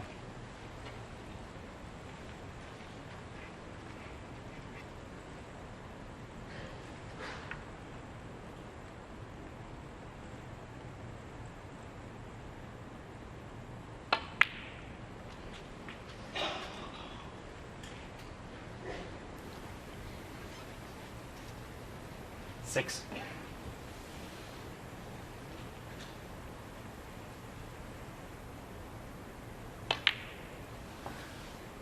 Seven. Although the balls were well spread there. There's a few blocking each other into each corners. There's one beyond by the pink he'd be playing for here. And if he gets the right angle, he'd like to get the pink back on his spot. 12.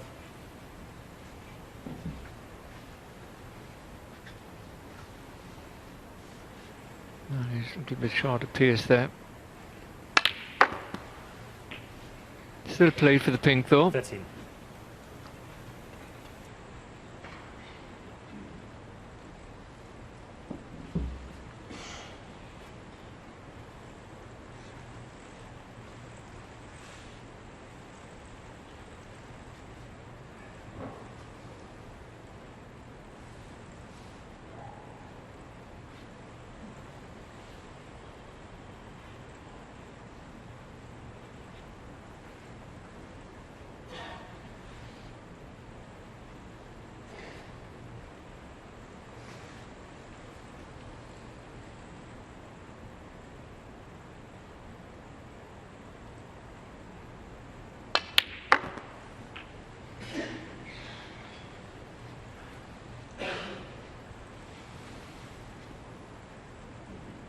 $19.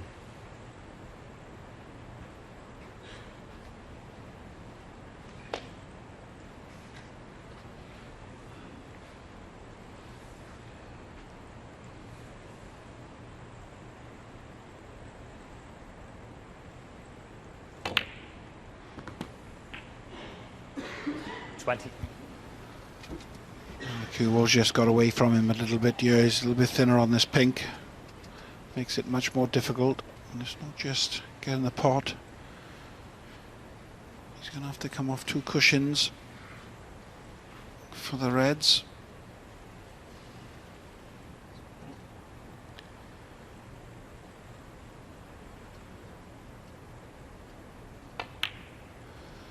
Well, the pink's gone in. He's off the 2 cushions. He's got a cannon on the red. And he's landed perfectly on the only red that would have gone. That was a real well-controlled shot. You've got to be confident to play that, especially the way he's played it. But now all of a sudden he's opened up the 2 reds to the left corner. When they're gone, it opens up the one to the right. So this now has become a frame winning chance.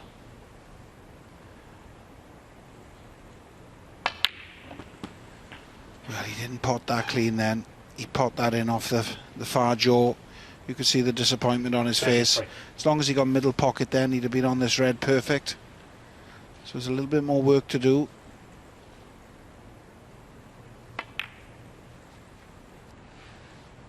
$34.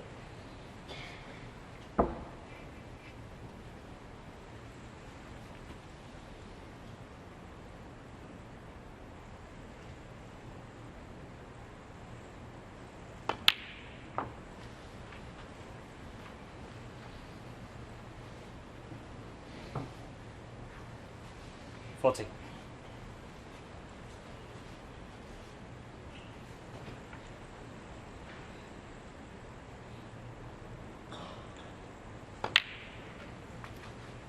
$41. 578 centuries. John Higgins up to date. Made one in the 4th frame here, of course. I should think that must put him 3rd behind Henry and O'Sullivan. Is exceptional, and he's made 7 147s. You can play a bit, this young lad.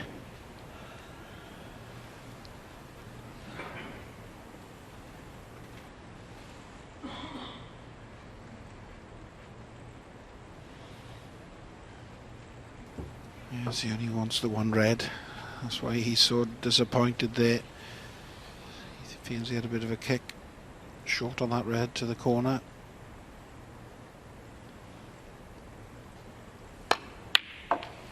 There's nothing wrong with his long pot in there. 48.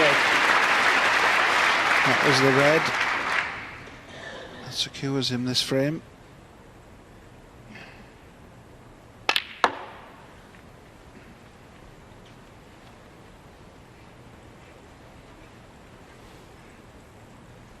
52.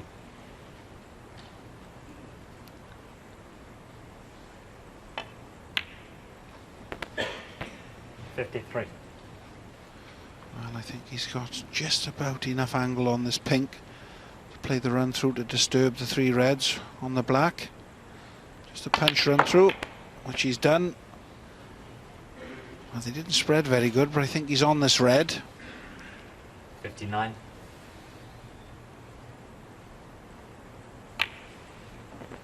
$60.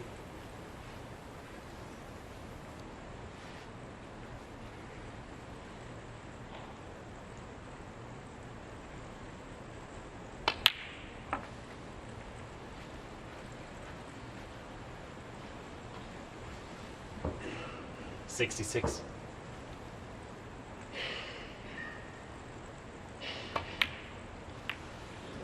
Well, it looked like for a minute he's going to have another century or the chance of another century. A big smile on his face. John Higgins won't be too bothered he's missed the red. He's won another frame on the board, one closer to the winning line. He now 2 frames ahead. He leads Ben Woollaston by 4 frames to 2.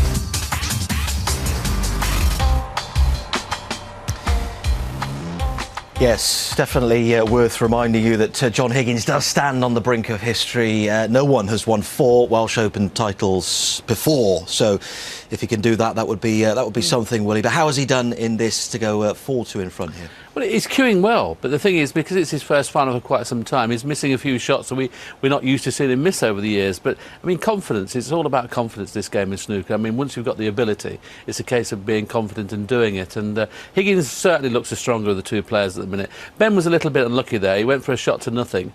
And the red that he was playing, cut all the way up the table, kissed the green and left Higgins perfect. And he's gone on to make 66 from it. But they're the kind of little bits of rubber the green you need.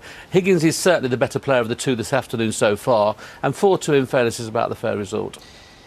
And when you go out for this little comfort break, is it just a comfort break, or are you going out just to gather your thoughts and just to be with yourself for a few seconds? It's unusual that you go out when you've won a frame. I mean, whether you're wanting your opponent to stew sitting there, well, you know, the fact that he had that bit of bad luck I was just talking about, maybe Ben sat there thinking, well, if that hadn't have happened, he wouldn't have made 66 and it might be 3-all now. So little things like that. It's all mind games, but most of the time you just go out to just to compose yourself a little bit more. You wonder who'll get their hands on that trophy later on. Long way to go, though. Back at the table with Higgins 4-2 in front. Thank you, Ian.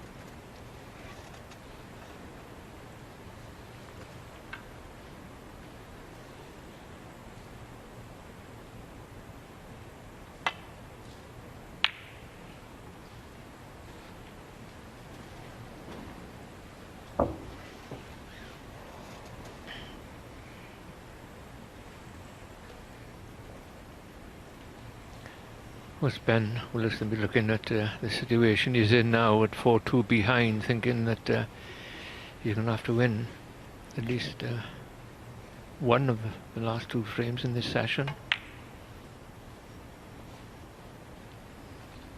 6-2 is a big lead, especially against John Higgins, and you've got time to think about it between the afternoon and night session.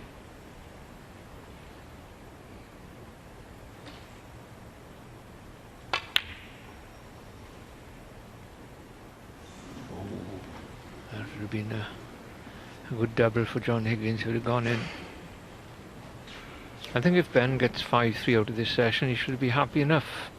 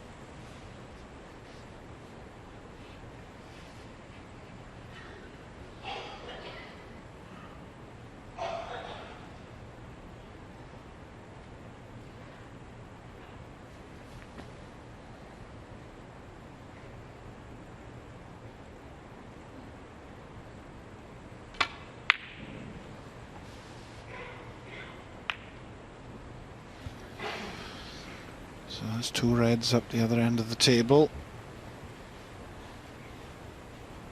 And Ben has got a shot at a red to the right centre. A big shot. Probably practice 2 in 10.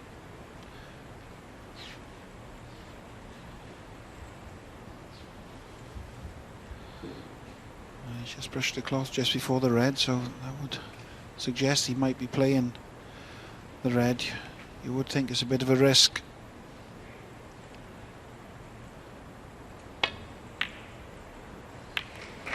Well, in this case it was worth the risk. He's had the cannon on the yellow that he could have done without.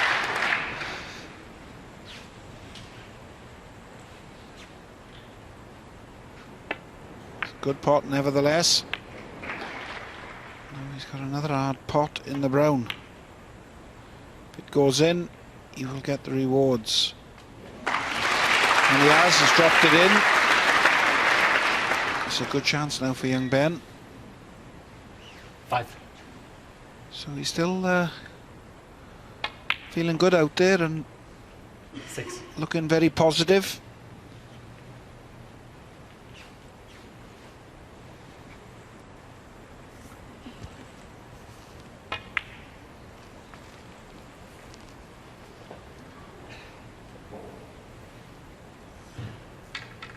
$11.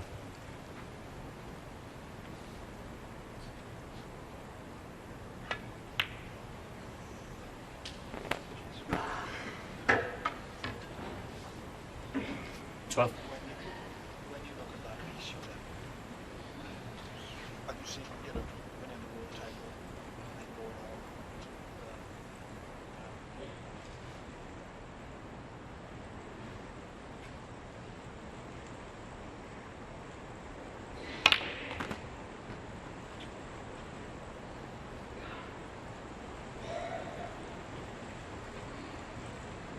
$19.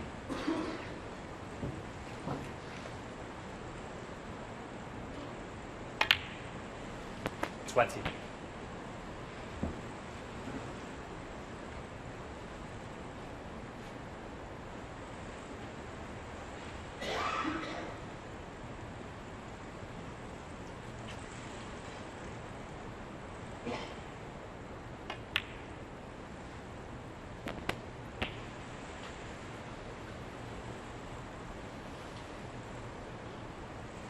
$27.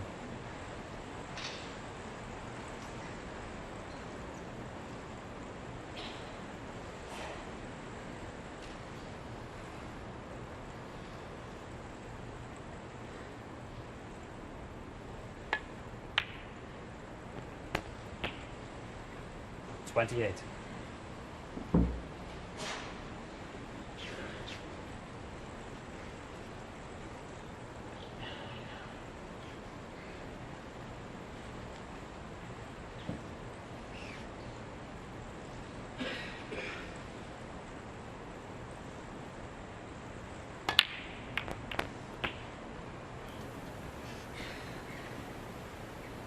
And he's got the red at the bottom of the pack. 35. And once again, he's got an opportunity to open them out a bit if he wants to. Don't think he's got much choice because the pot and angles are taking him into those reds.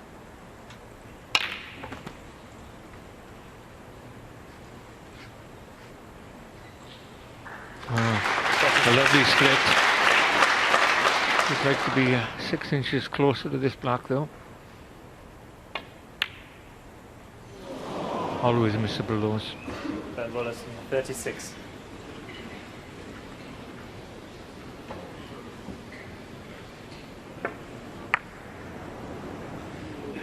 Could be another turning point in this match. Yes, massive black that was. It looked easy enough, but he'd have been under a lot of pressure. He'd have known if it didn't go in, he was going to give John Higgins a real easy starter.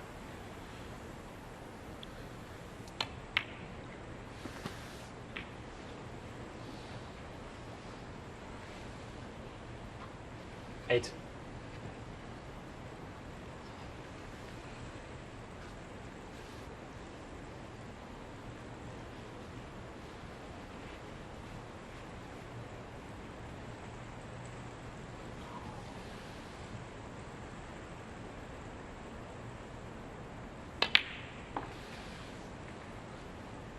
9.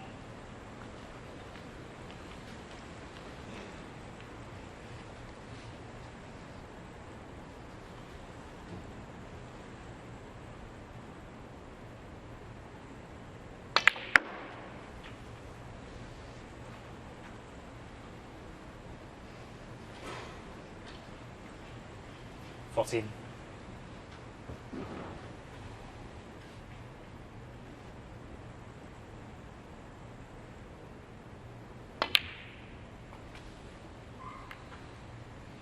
$15.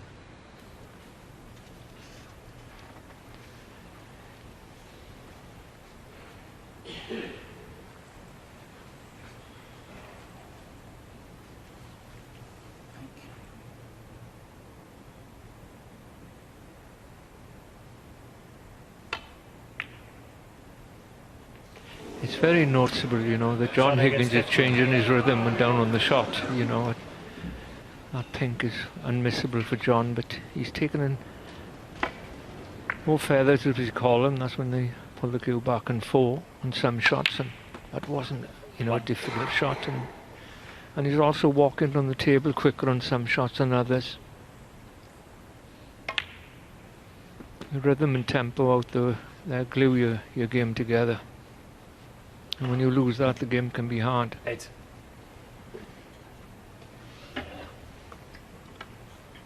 But as usual in snooker, when one man's unhappy, the other one's quite happy.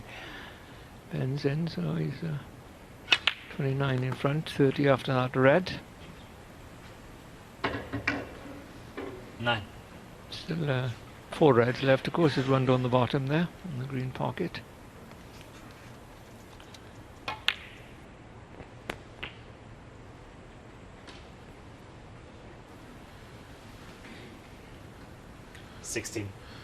Well, you're looking at John there, deep in thought.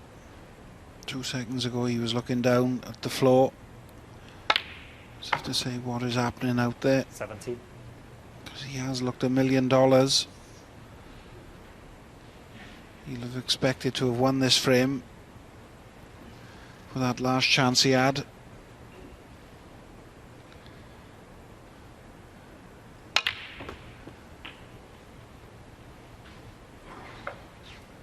Just made sure of the black there. 24. To be fair, he took a bit of a chance because he only needs the red. He didn't need to play the deep screw. He's no better off, really. 25.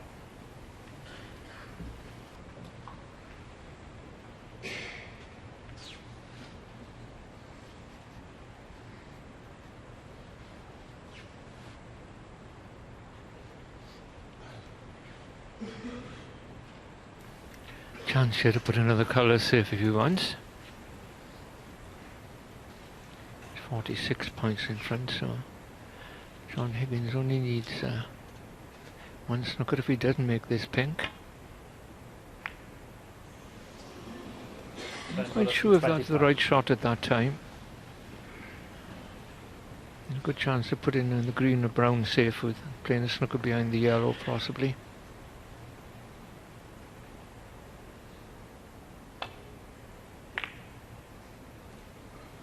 John Higgins is one of those players that puts some doubt in your mind at this stage because he's so good at getting snookers, and he's won so many frames in his career, requiring quite a number of snookers, and all the players are aware of that.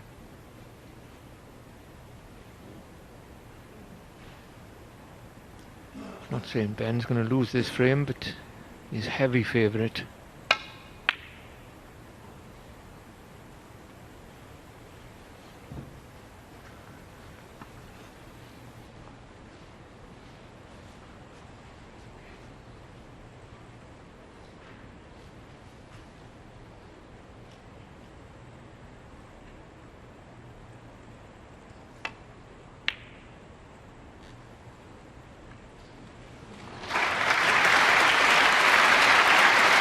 John Higgins showing us how astute he is in placing snookers, and that is a good one.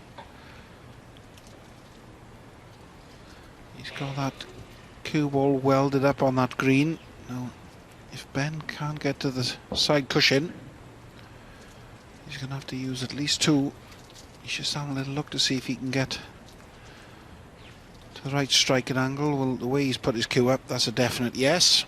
He just wants to make sure he misses the pink.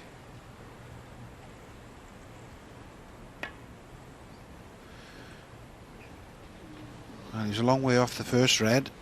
If that had gone a bit harder, he wouldn't have been far off it in the second one. But John Higgins has got his 4 points that was required. He can now win. 2 reds, 2 blacks, all the colours.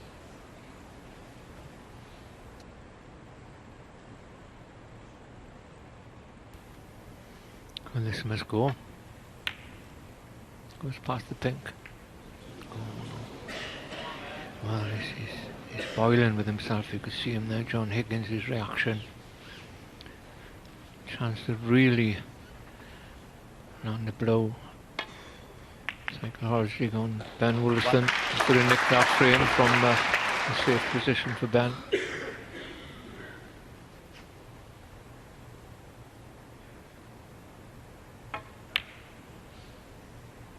And once again he's missed the pot.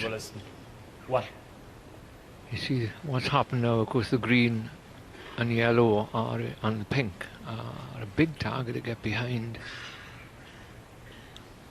Well, John needs 2 4-point penalties off Ben with snookers here to tie. He won't give up.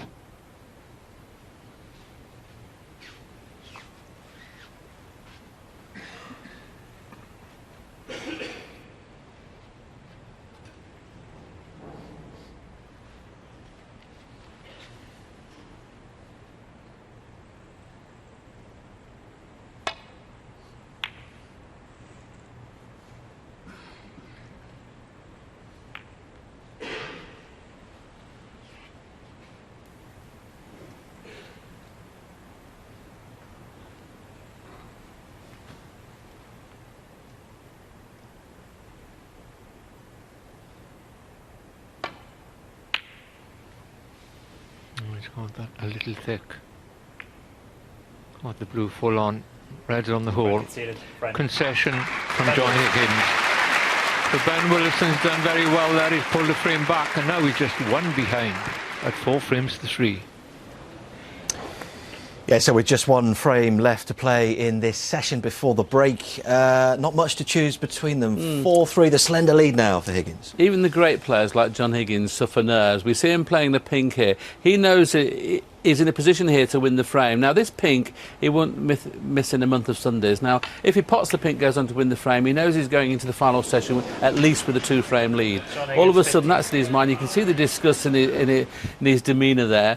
And now, of course, I mean, Ben has got a slight chance now of getting out of this session 4-4. And for me, he's not really been in the match this afternoon so far. So this is, for me, a bigger frame for John Higgins than it is for Ben Woollaston. Yes. I mean, he came back to the table there, Higgins, but obviously that pink proved costly in the middle there. As you say, I mean, there's a big difference now with this final frame going into the interval at 4-4 or 5-3 in front. Well, you've got a couple of hours to chew it over before they come back at 7. And your mindset as well. Ben will be pretty pleased now. Even if, obviously, he would love to win the frame, but even if he lost it, he's thinking, well, I can't play any worse, and I've got out the session 5-3. I mean, John Higgins has certainly looked the better in the balls. He's certainly looked the better in the all-round game, but Ben's just clinging on, and that's what you have to do sometimes. If everybody played well all the time, the game would be the easiest game in the world. This game is one of the hardest games in the world. You have to put up with the good, you have to put up with the bad. I mean, Higgins will be a little bit distraught at the minute, the fact that he's only leading 4-3. Let's see if he can extend that lead or Woollaston draws level as we head into the final frame of this session. Yes, I agree with Willie there. I think if Ben Woollaston was to get out here at 4 each, he's going to be much the happier player. John Higgins would feel like he's missed a trick.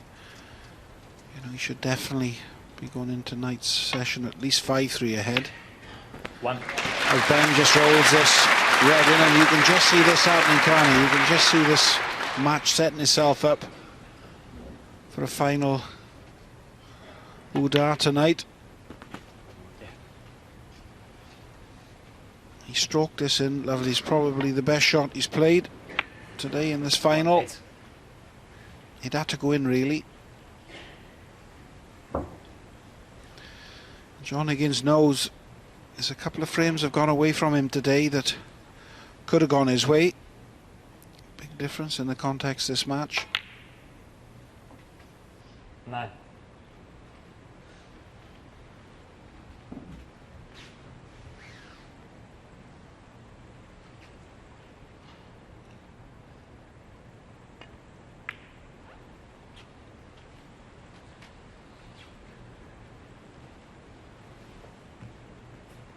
Fourteen.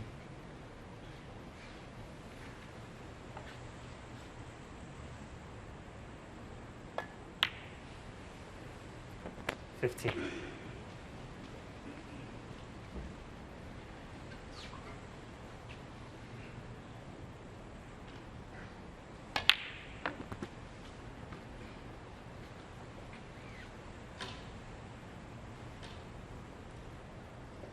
22.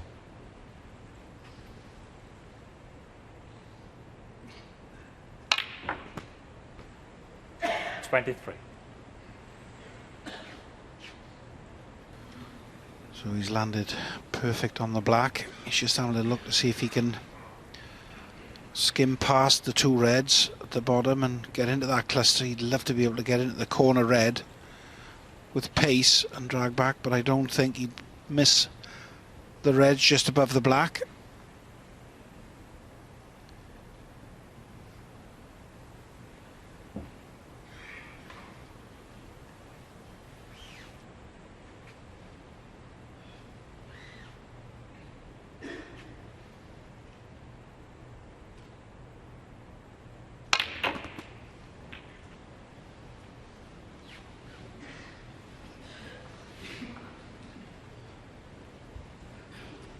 Thirty.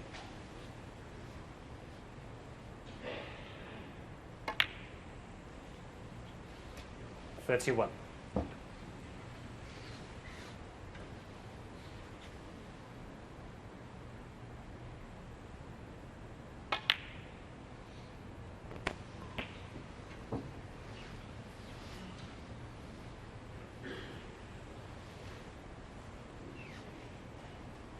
37.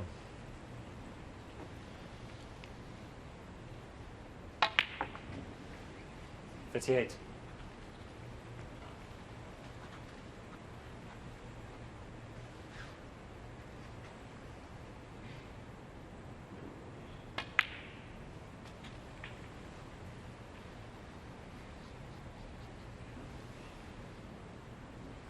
43.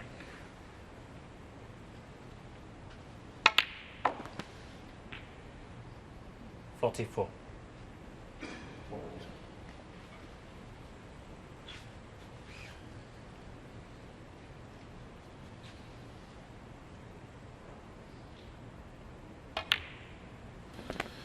'Well, the way he's taking these, I'm sure Ben Woollaston would be quite happy if this session was to continue after this frame. He's definitely on the ascendancy. 52. And this is probably the best he's queued so far in this final.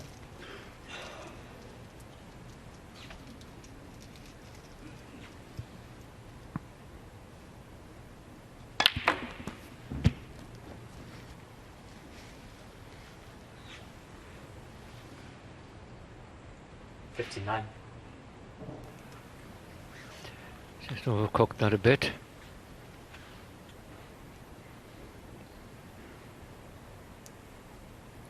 Should still pot this red. I'm sure he would pot it if John Higgins left him there, but because he slipped out of position, he'll, there you are.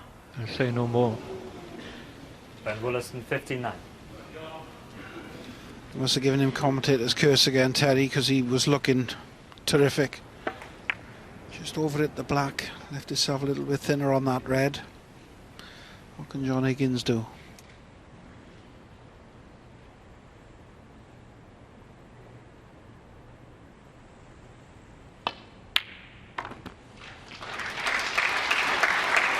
Good pot from John. And Ben Woollaston, of course, was 59 points in front before that red. So he's very close to winning this frame. And you feel when he approached that red that he slipped out of position on. he's more or less saying to himself and criticising what had happened, and didn't quite get his right frame of mind back before he played the shot. He had some doubts.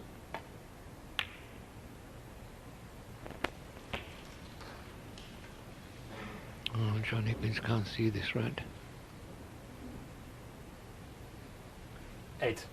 No, he's having a look past it. Can he serve the cool ball round the black and pot it? Ooh. Anyway, there you see he's swerving. You can see his tip is on the side of the cue ball. The only problem, of course, he couldn't get close position on the black because of that. So that's made things a little more difficult now. He'd been hoping to, of course, pot the black and have an easy cannon into the pack of reds. There's 5 reds there. They would have surely opened out. Not quite sure if you can do that now. He's having a go.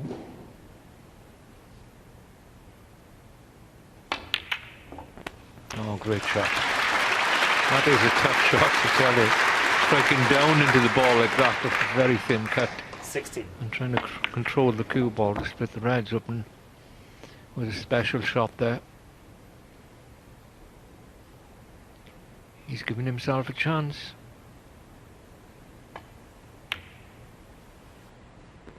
$17.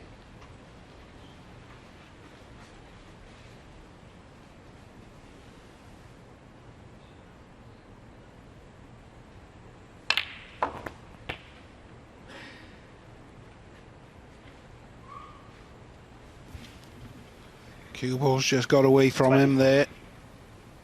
He's still on the red that he played for. It's a lot thinner than he likes, so we might see him take the other red. One just below the pink spot.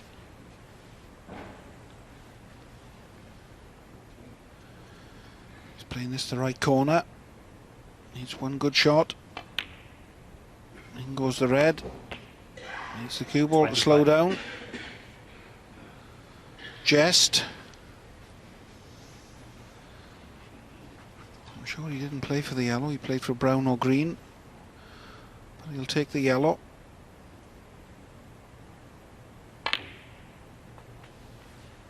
And again, he hasn't really got into that. Decelerated.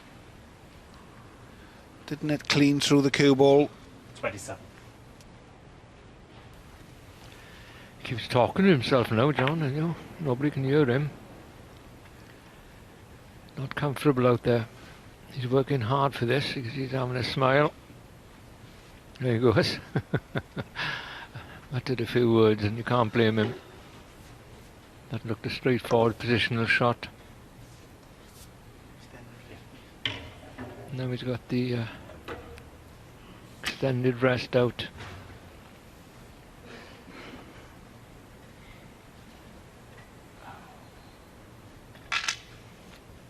Now he's got to get into his mind that if Ben Woollaston left me this shot, I'd really fancy getting it.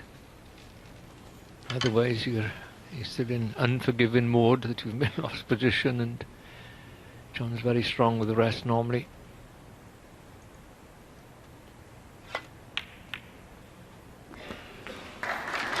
Well, that worked out okay.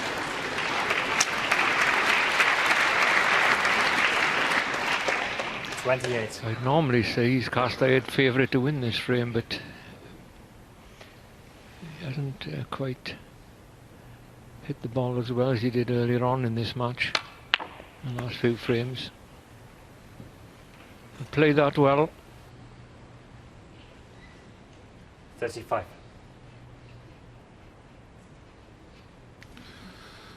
Yes, he's just not quite got in perfect position. If this red goes in, he gets on the blue. That could all change. That was a confident stroke. He's potting this blue. He's going to have to drag him behind, in between the brown and the green. A little bit of right hand side to land on the red.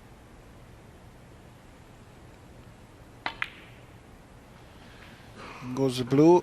There's the right-hand side. Nicely on the yellow. So now all of a sudden this becomes a great chance of pinching this frame off Ben Woollaston. And we could see the roles reversal. Ben will be sat in his chair thinking he should definitely now be getting out this session 4-all. Obviously if John can clear up, he will know that as well, so 5-3 would be the bonus.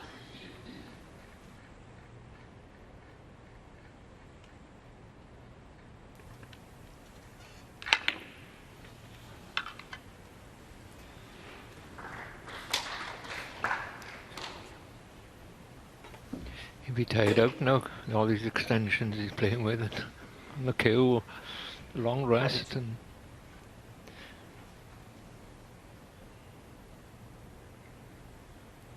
one good shot here. Well, you're going to have to be another 6 to 9 inches closer to that yellow. He's going to play it dead weight now. 45.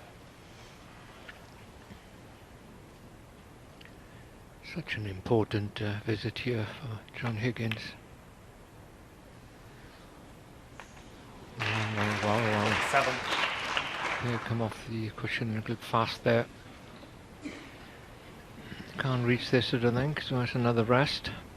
At least a rest and an extension. Wow. Maybe no rest. There he goes.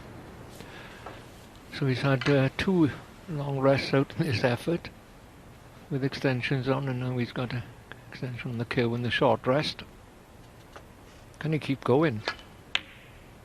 He cannot. This is what happens out there, you see, once the player loses position, though John done well to keep things going there, and then it catches up with you a little bit. That wouldn't be a very difficult shot for John Higgins, but in the circumstances it turned out to be.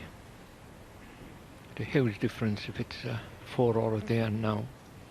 Ben Woollaston, of course, was 59 points in front in the balls. Didn't get good position on a red, but missed a pot. You think he'd make at least 8 out of 10.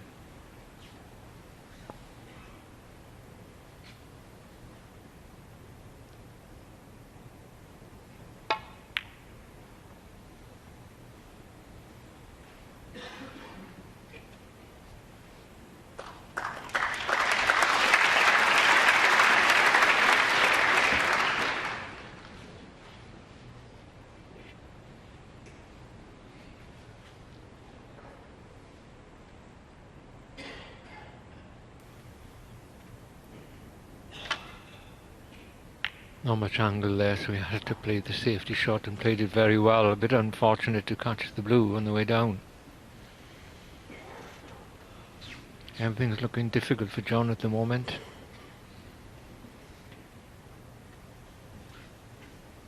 Ben Woollaston must be wondering how he's still in this frame.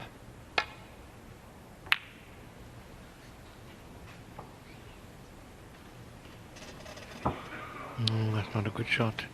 John can get at the green. Okay, you'll have to play possibly with some side to avoid the black. Pick it up for the brown, but it's available. Not the easiest of shots to try and give himself another chance. No. So much so they didn't even take it on.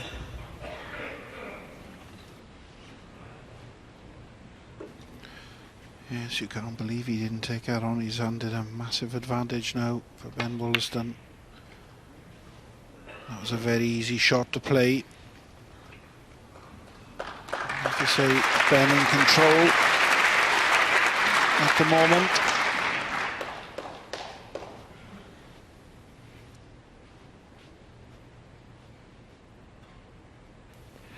Well, this is not a natural angle. That's why John Higgins is swerving to get a lot of side spin on to change the angle to hit the green.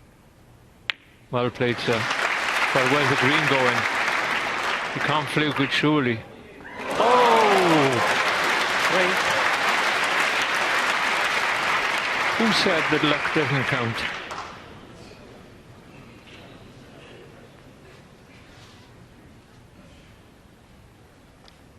Still 9 points behind, so we need the 4 colours. How can he get on the blue here?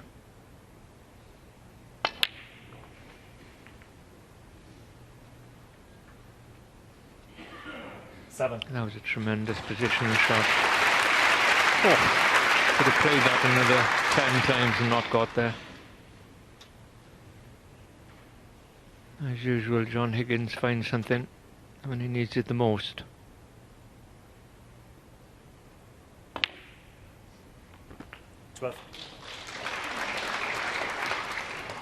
Well, we said earlier on that Ben Woollaston would have been quite pleased to be 5-3 behind at that stage, but now we won't.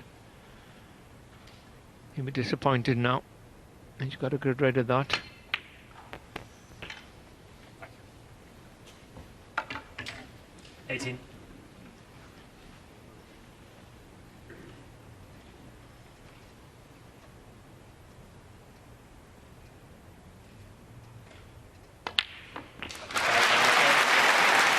So a clearance then from John Higgins has taken him 5-3 in front going into tonight's session.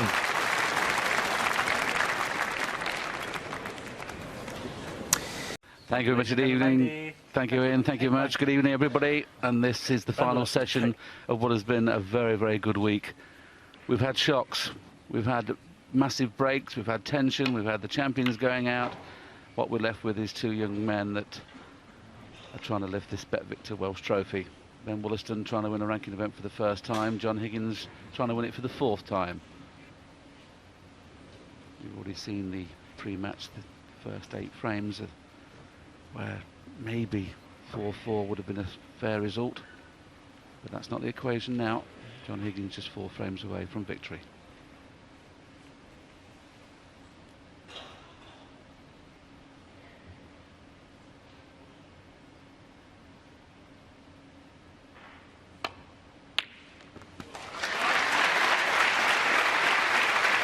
He started off this morning with a terrific long pot to the same corner pocket. Different shot this time, played the run through and through the gap. This morning shot was spun around the back. A good confident pot.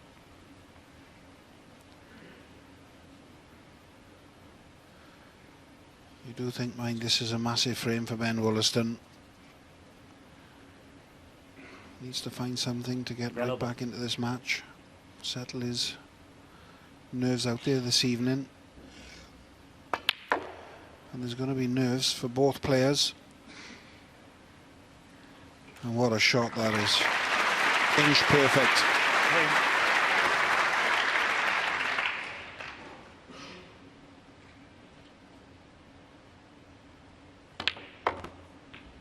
Four.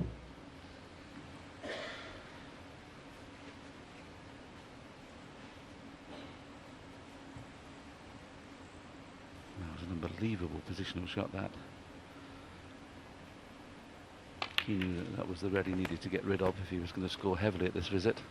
And that's what he did, got rid of it early. 11.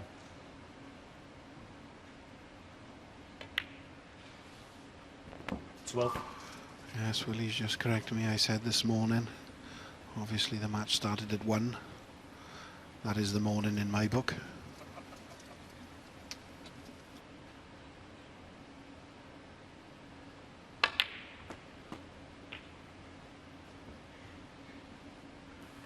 Just lacking a little bit of pace, that screw shot. He played it coming on off the cushion 19. 5 or 6 inches, so this can only go for the blue now. He can't screw back for the black.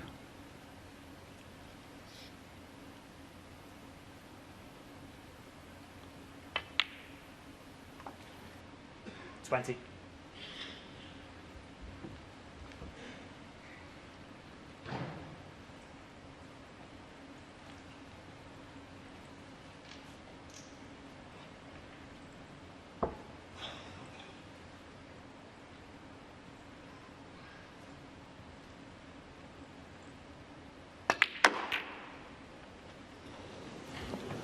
John Higgins, 20. We talk about that shot quite often. Stephen Hendry made that shot famous by screwing it into them. John didn't really get any reaction, hit the pink half ball.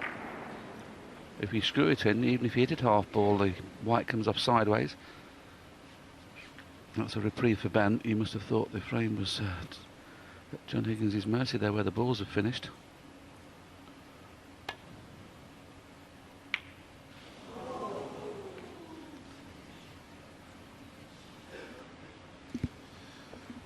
Yes, that was a tentative one. He's played the right shot. He's played it nice and slow to guarantee that he'd land on either blue or bulk colour. It's always harder taking pace out of the cue ball.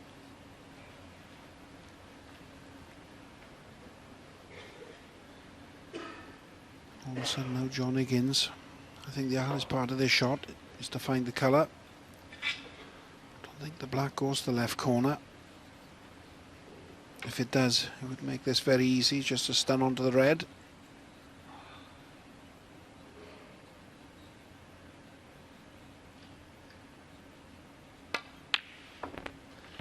Well, he played the stun onto the red, so the black definitely goes to the left corner, but I don't think he's going to be able to get through. Well, that's very tight. So safety it is.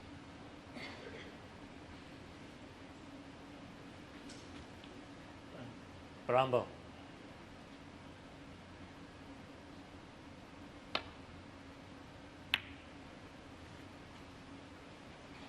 John Higgins, 1. As you'd expect from Higgins, his safety is usually first class. He's covered all reds. And at first glance, there's no easy red to rest onto. The one to the right of the black, he could get away with it if it hit that full ball. But this is tricky. He may decide the 2 cushion escape here. The one just to the left of the pink spot. Play 2 cushions and try and hit that half ball. The only thing is, if you hit it full ball, you stick everything on. So that's what he's trying.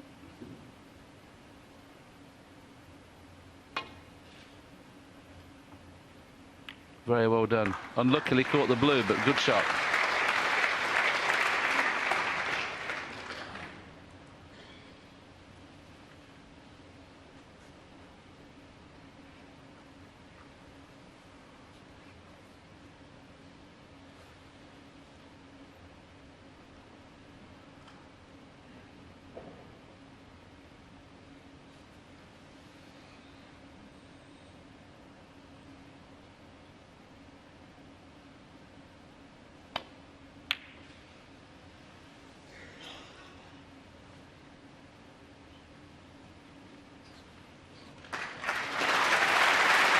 Once again, like I say, if Ben was unlucky with his previous shot, if he hadn't have kissed the red the way he did, he wouldn't have kissed the blue, and of course that shot wouldn't have been on for John.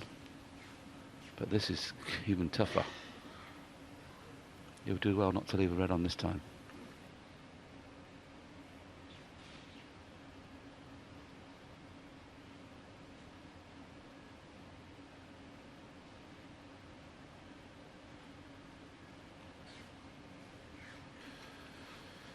Yes, he's going to have to use at least three cushions, I think, yeah.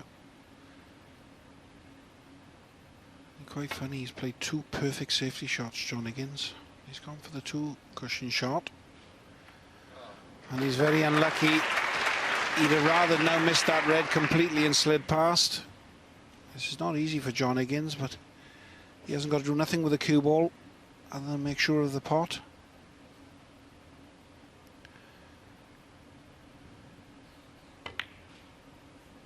One. And there's no problem there, but the funny statistic is that Ben Woollaston's safety success is slightly higher than John Higgins. But the one key thing, of course, is the pot success. Ben Woollaston at 83%, John Higgins at 91%. So 8.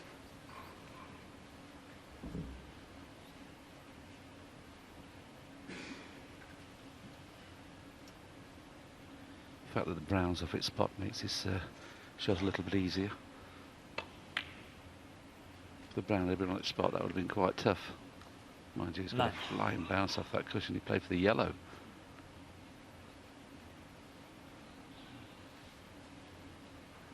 That white should have stopped about 18 inches, 2 feet outside the baulk line, and it's finished past the blue spot. Yes, but I think to be fair to the table, I think he overhit that in general anyway. He did have a little bit of a big bounce, as Willie have said. And I just think there's a little bit of adrenaline and nerves playing a part at the moment. Always happens with the first frame of any session. Takes a little while to settle down.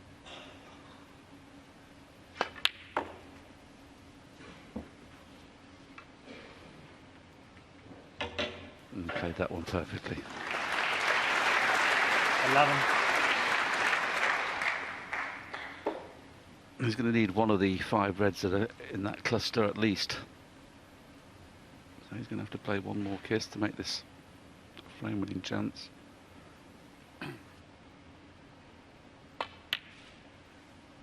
12.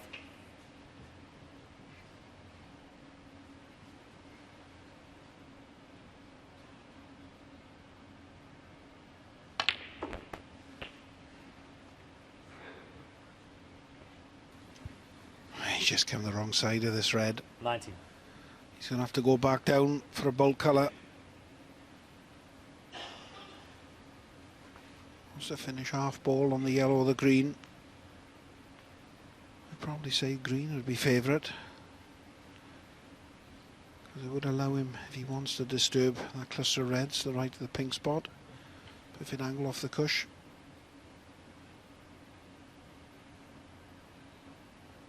And that's what he's played to go 20. down for the green. Now whether he'll disturb the cluster, he might want to drop onto the one just at the back of the pack. All players, of course, play these shots differently.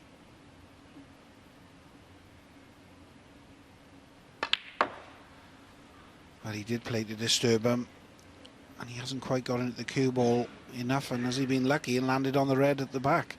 23. He's rolled on about an inch too far from being perfect on this back red. So it's going to be another safety.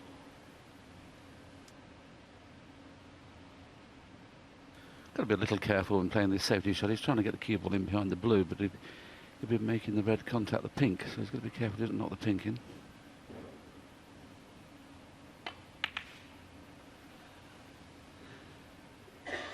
John Higgins, 23.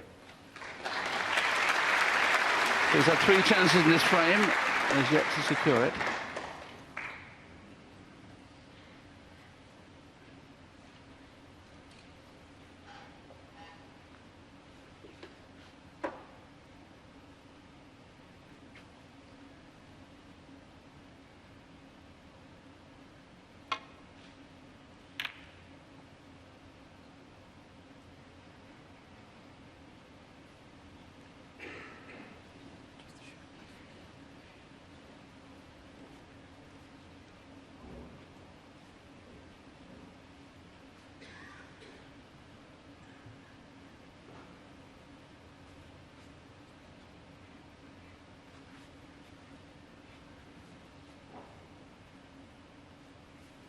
Looks like he's going to take this on, but taking the cue ball in a position where he's not going to leave a red on, which will probably be on the left-hand side cushion.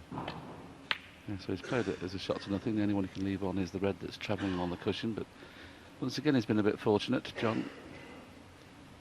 That could have gone anywhere.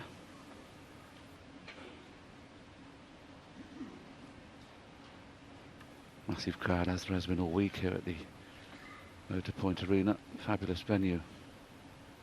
Fabulous city, I've got to be honest. I didn't realise how beautiful Cardiff was.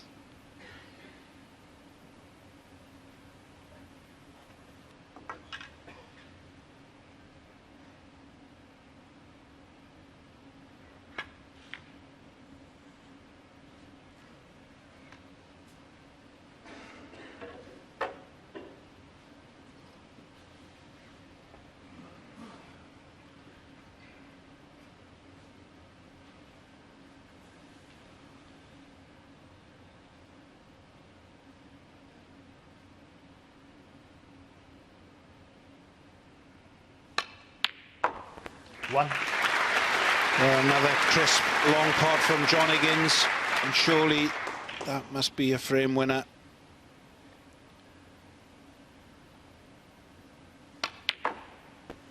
Obviously the only thing he could leave on was the red if he missed. But how crisp did he hit that? 7.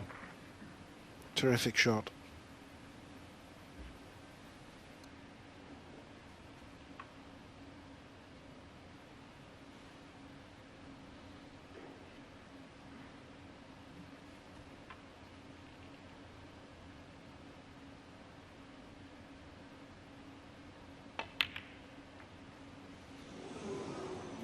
Oh, I don't know what happened there. I didn't detect a kick.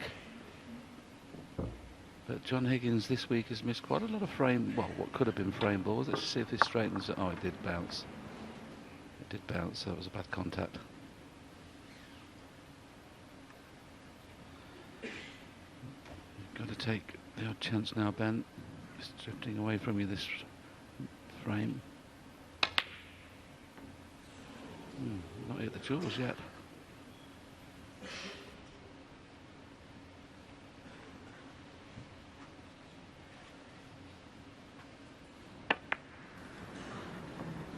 That was a long way off.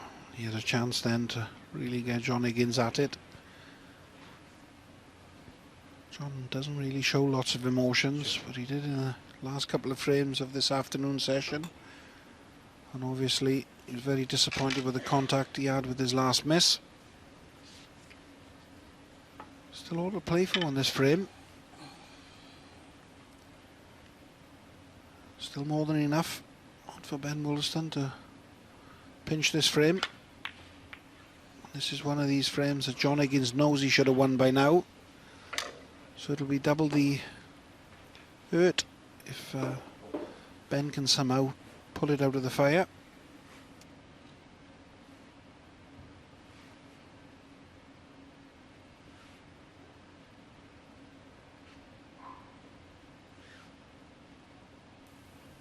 No easy safety shot here. You can see past the pink, I think, took the reds on the left-hand side, but the one he's taking now, I think he may be taking the pot on, and he can't avoid the kiss on the red or the black. So he decided to go for one there, which is a bit reckless, I suppose, but when you're 46 points behind, maybe he thought that was the better choice.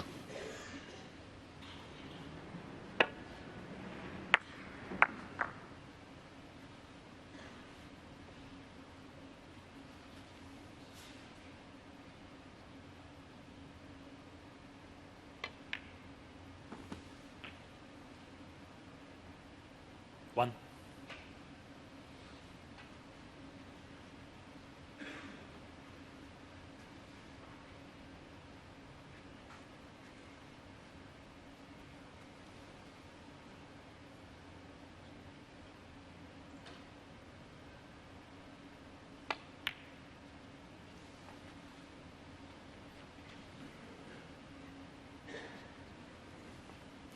So this is frame ball, and he'll be pretty 6. relieved, John, as Darren mentioned. He's had a few chances in this frame, 7. but that's the one to take him past the winning post.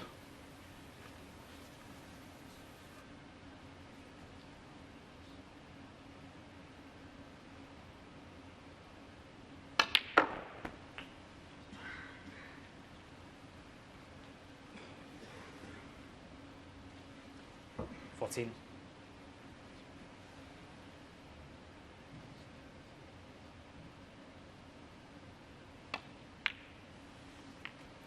15.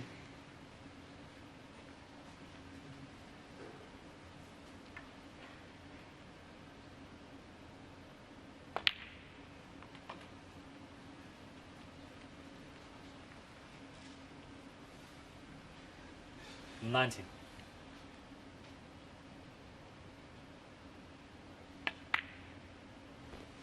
20.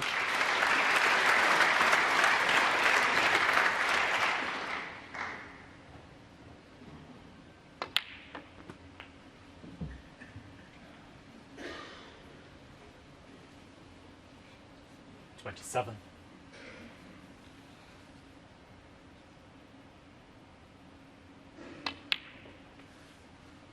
28.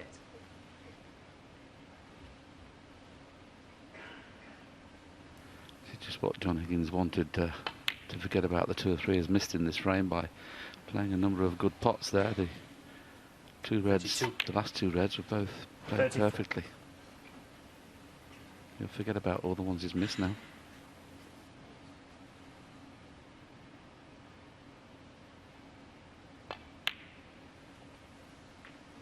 $37.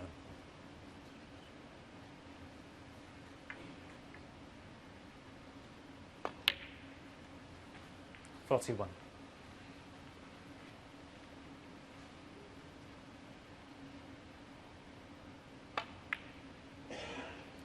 46.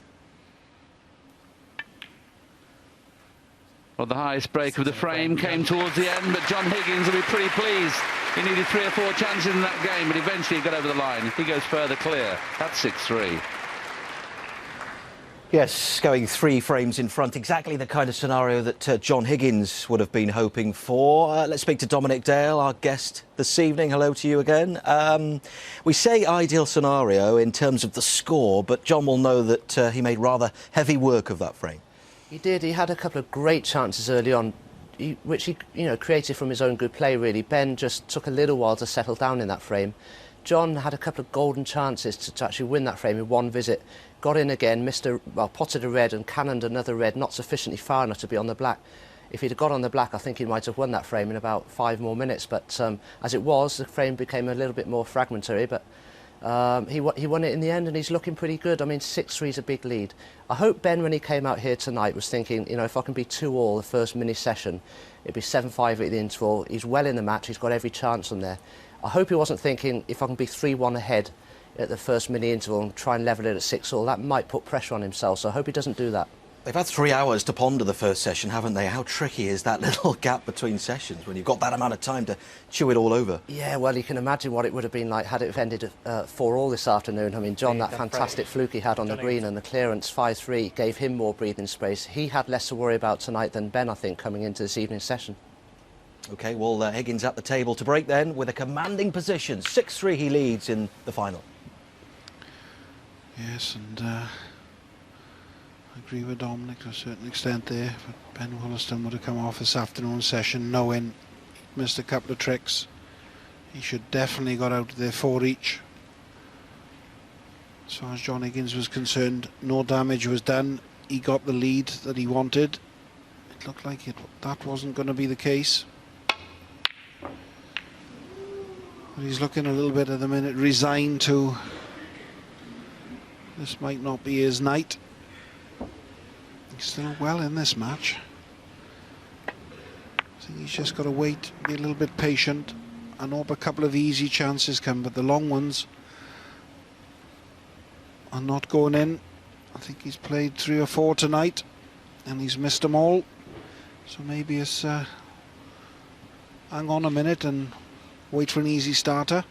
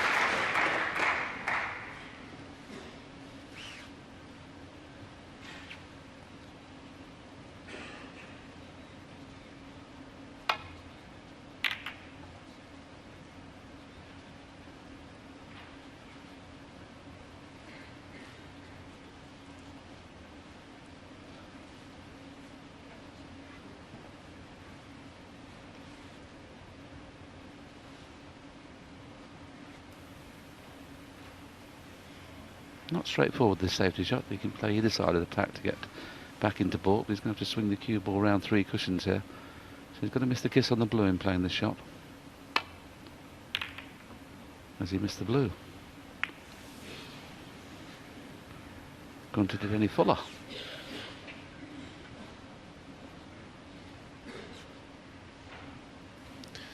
And he doesn't make many safety rickets, well, that was one.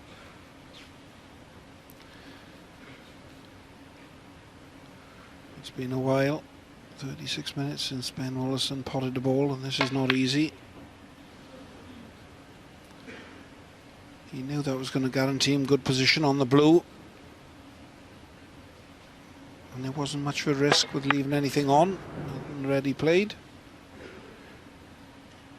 That's a bit of a let off for John Higgins.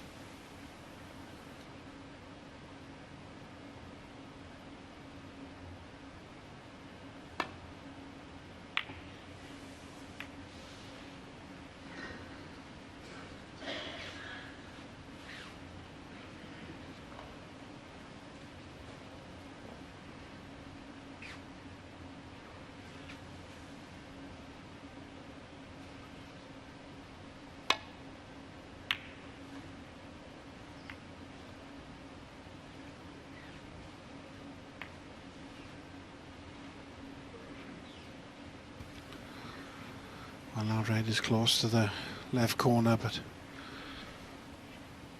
if he's having a little look at the potting angle on it, but he knows if he goes for it and it doesn't go in, that cue ball is going to clatter into the reds.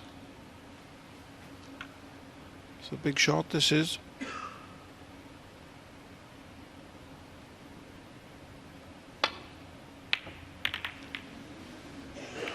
He clattered the reds. He's missed a pot. And to be fair, he's got away with that. And that could have been so much easier for Ben. A long way off for that one.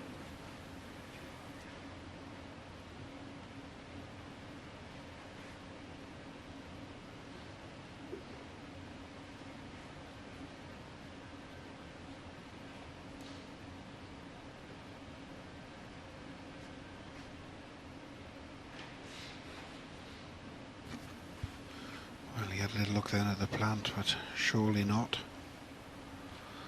A cue up in the air he is. Well, I think Ben needs to have a little time out with himself there in his chair, have a little think, restock his thoughts. I mean, that's really pushing the board out there. In slight defence, we did try to make it in shot to nothing, didn't he? But he's pushed another red down, so John will take this red on into the middle, knowing that he gets a cue ball anywhere near the brown. It's a shot to nothing. Mind you, that well, I don't know what happened there. That must have been an horrendous kick. He's just having a wry smile. Just seemed to push straight to the cushion. Yeah. Amazing. Want to reach the pocket. So it's ended up being a very good safety shot.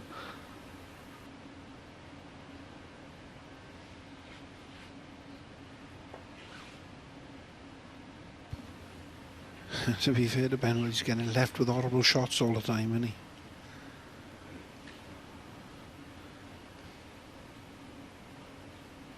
And again, this is not great. He hasn't got any real easy safeties. He might just try and push this red dead weight. Might even try and drop onto it. The cue ball needs to giddy up. Foul and a miss. John Higgins 4.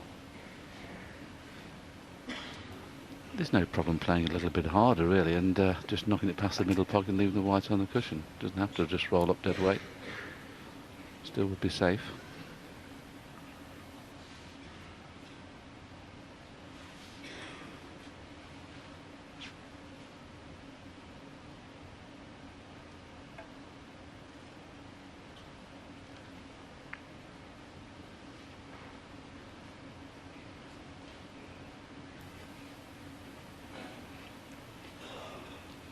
John appears to want to play the double, but he's got to miss the kiss on the yellow and the green and pink if he plays the double. Otherwise, you'll be leaving the red that's over the pocket on.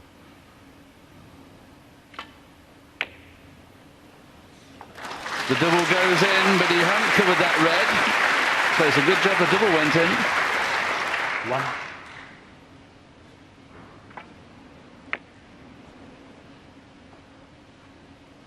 That's the only thing I can think of there, Willie, that he thought if he doesn't get the double, the red will hit the other red and push the pair of them safe. So he took the risk and it's paid off.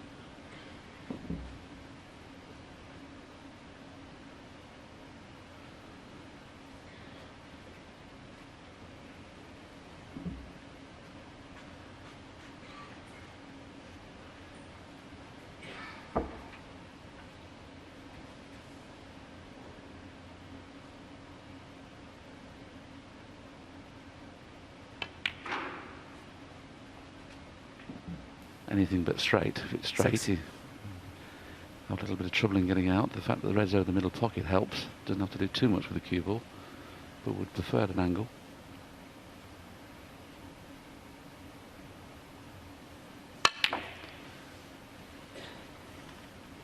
And that's what happens when you get the wrong angle on the colour. 11.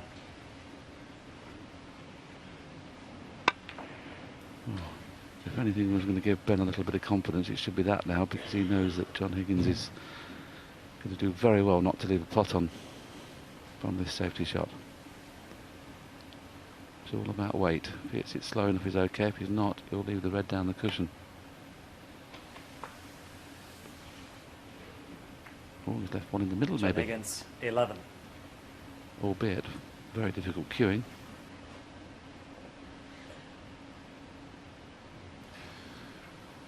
You'll have to watch if he plays this into the middle that he doesn't catch the cue ball twice.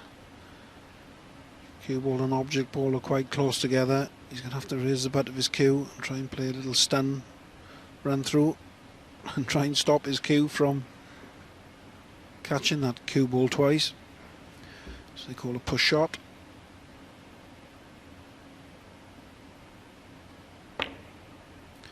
Well, he done well there, but he hasn't got the pot. But he done well to get the cue ball to where he got it to. Very difficult shot. He's not getting left anything really easy at the moment to settle down.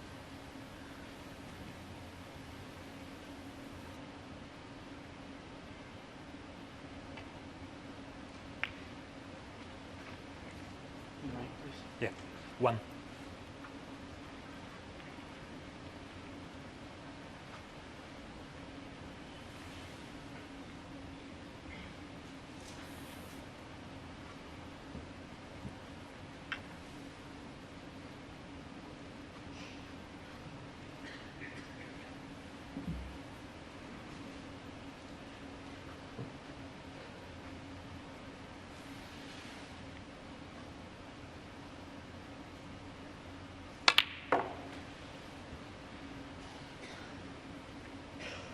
To be straight on this red to the right of the pink spot, so you can just roll through for the black. 3. The black's only available obviously in one corner. Just have a little look at the angle he's got on this red to see whether he can just roll it in dead weight. Not quite. So play it for the blue again and then try and get onto that red next time. Ideally he'd like to get the pink back on its spot, so he may decide to play. Oh no, he's going to roll through for the black, so he's got to be dead weight this. He's played it nicely. 4.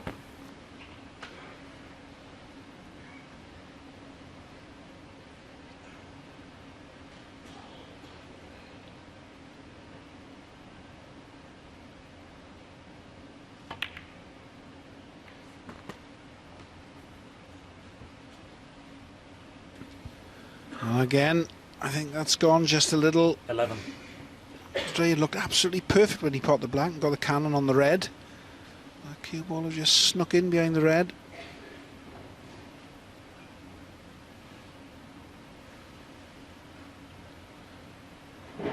What's I saying? It's a funny old game, this. So the balls are perfectly out in the open, and there's not one single pot on. John Higgins, 11.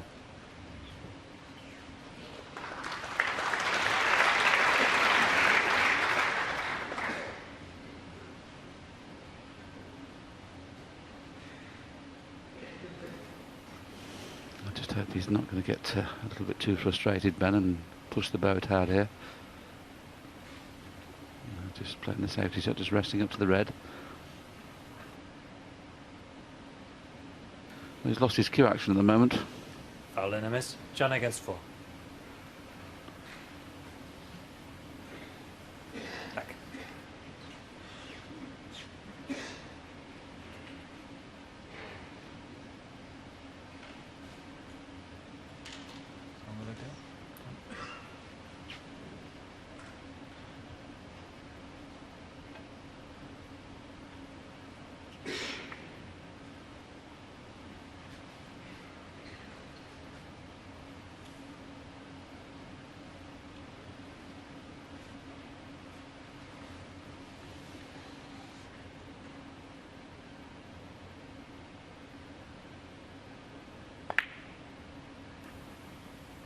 Wow, what a shot. 1.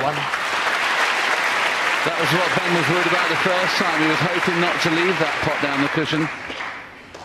I suppose in fairness he should have probably bounced it on and off the cushion so he couldn't have left that pot on, because there's only a fraction in between cushion and red that red went by. So he's just not thinking clearly at the moment, Ben, and this is his first final, remember. Had some magnificent wins this week, but at the minute he's not looking too confident sitting in his chair. 6. Suffered a little bit with cold over the last couple of days, but he's had some wonderful wins this week. He's going to have to try and enjoy the match if he can.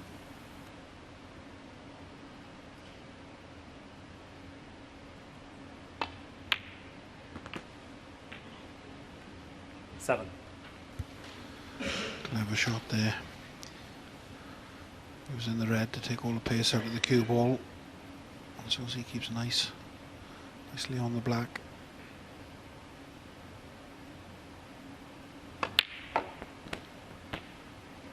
Well, you would feel with the way he's played throughout this tournament and the way he scored. 14. There's enough reds out in the open for him to secure this frame. And I'm saying that, and what kind of a shot has he just played? 15. He's just got right into that red. Too much drag on that. Just put way too much bottom on. Grabbed hold of the cue ball. Look, he wanted it the cush. Not quite so far up the cush as it was. And then the jaws trapped it, the cue ball. What a let off. Got 3 chances, Willie, in the first frame. Had a couple in this one. In some ways, this is good news for Ben Woollaston, because if he's winning in one visit, 15. I think it'd be a little bit harder for him. He just needs that easy chance to settle down.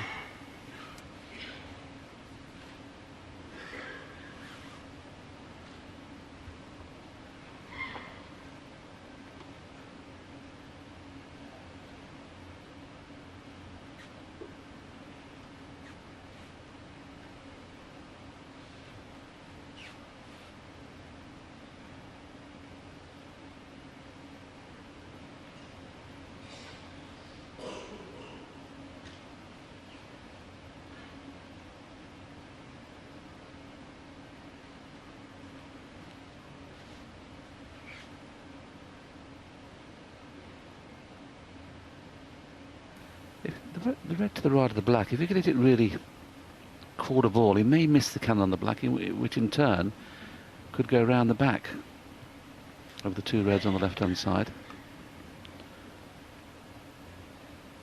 He doesn't feel that's on.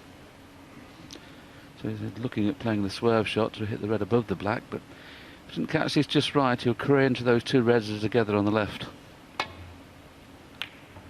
Got the gap though. Oh, hello. He's got a fluke now. Will that bring a smile to his face?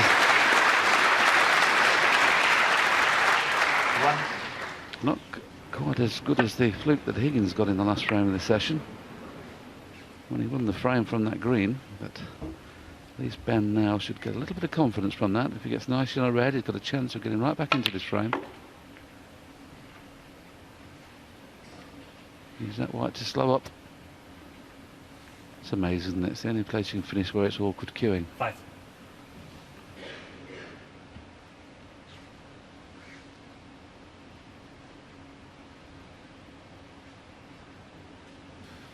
Well, he's got to go for it. This is an hard shot on a good day in the club, in a practice session. Never mind in the final. Welsh Open, but that was very, very good. That'll make him feel an whole lot better, I'm sure.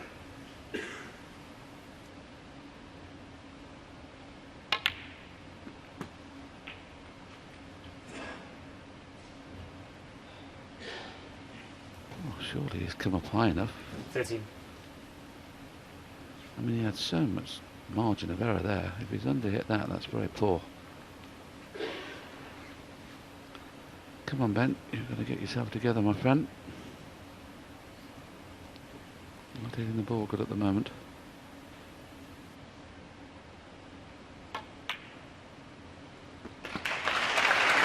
Good recovery, good kiss.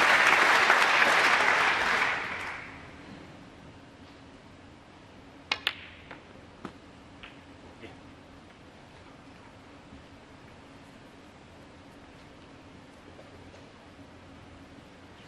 21.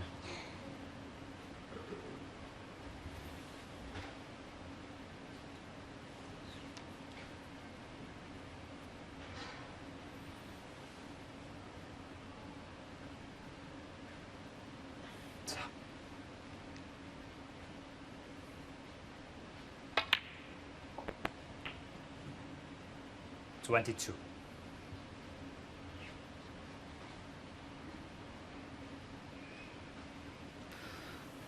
Well, anywhere but there. He may be able to play the fierce run through and hit the red that's next to the yellow and try and bring that into play.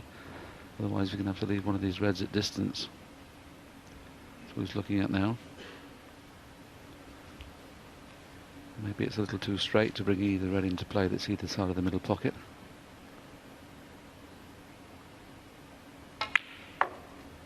Yeah, just play to leave the long red. That's just about perfect, but obviously he's going to be playing it with the rest, which makes it a little bit more difficult. 27.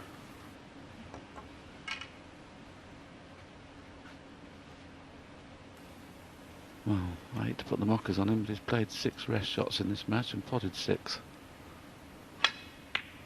Well done. 7 out of 7 so far. 28. And he potted that one as if he was right on the all. And then he goes and misses a black like that. Ben That's Woollaston, just 20. Pure forcing. He landed a little bit straighter on the black than he'd have liked. His pockets, if you don't hit it right, they will not have it.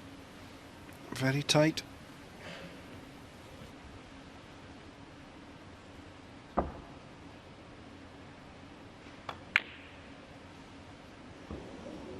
It's unlike John Higgins to play doubles. He's played 2 or 3 in this match so far.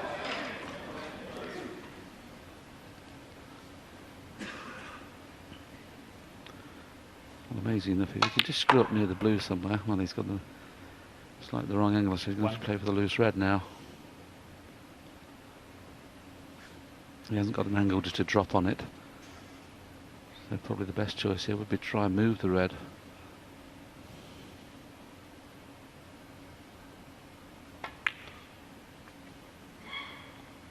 It's amazing, isn't it? When things are going bad, they go bad.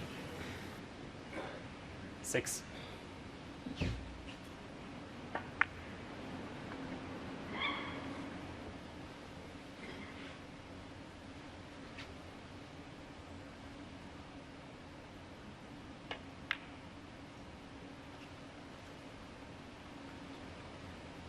Ben Woollaston 6.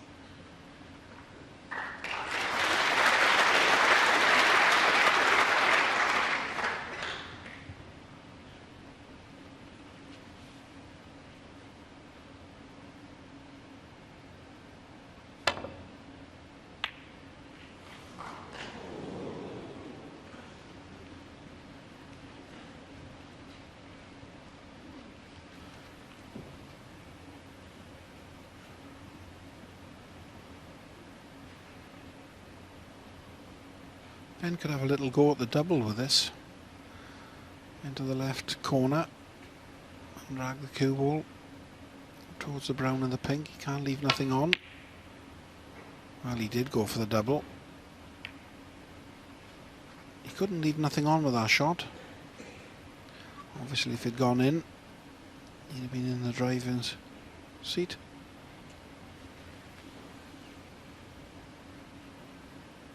Big frame this now.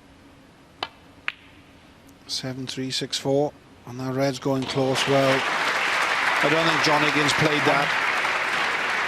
He has had a fair bit of run today. He had a massive fluke in the last frame of this afternoon session, and that could pan out to being another very big piece of good fortune. He's been a little bit cautious here, John. He could have easily potted the pink and then snookered him behind the yellow, but decided to push the pink out of play, which I suppose, being a little bit cautious there, the pink was unmissable.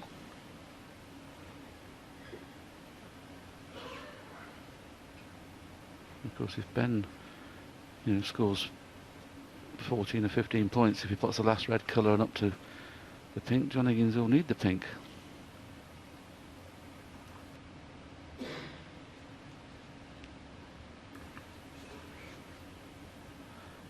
The longest frame of the match so far, just coming up to just over 26 minutes, I should say, so still a little bit of life left in this frame yet.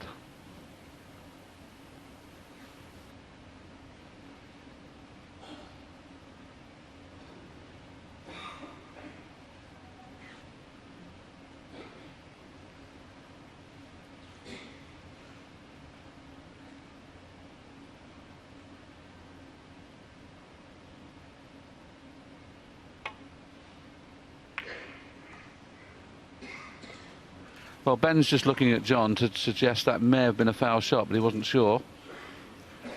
He had a quick glance at John there to suggest it may have been a foul shot, and it was a foul shot. So they...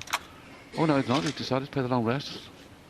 Don't know whether they got a chance to show again Ben looking at John Higgins, but Ben wasn't sure whether he hit the red first or the yellow first then.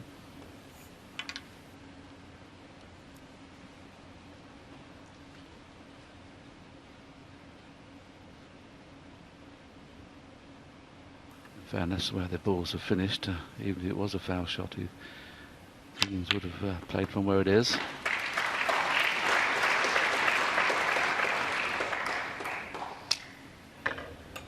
Let's just have a little look. No, I think it was, well, almost simultaneous, wasn't it? He's just looking at John Higgins to suggest, did I hit the yellow? It doesn't matter now.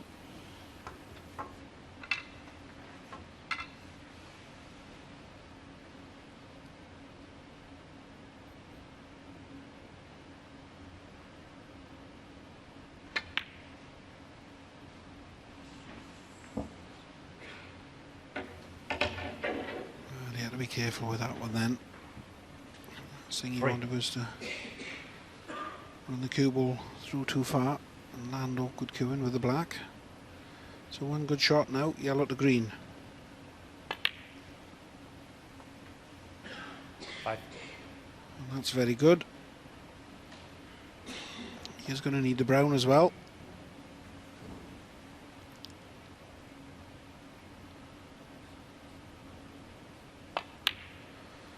Just not looking with it at the moment. Ben Woollaston, I did talk to him yesterday and he said he was full up with a cold, but he went on to beat Mark Williams in the semi-final and obviously dashed our Welsh hopes. In goes the brown, so that's going to be the end of the frame. So somehow Ben Woollaston's got to do something to stop the rot. 17. This hasn't been vintage John Higgins. He's just done what's been required. He's going to be very pleased to see that pink go in the end of this frame as he leaves. For John Higgins, he extends his lead. Ben Woollaston's got it all to do. John Higgins 7, Ben 3. Yes, one hand on the trophy then, dare we say it, for John Higgins with that 7-3 lead.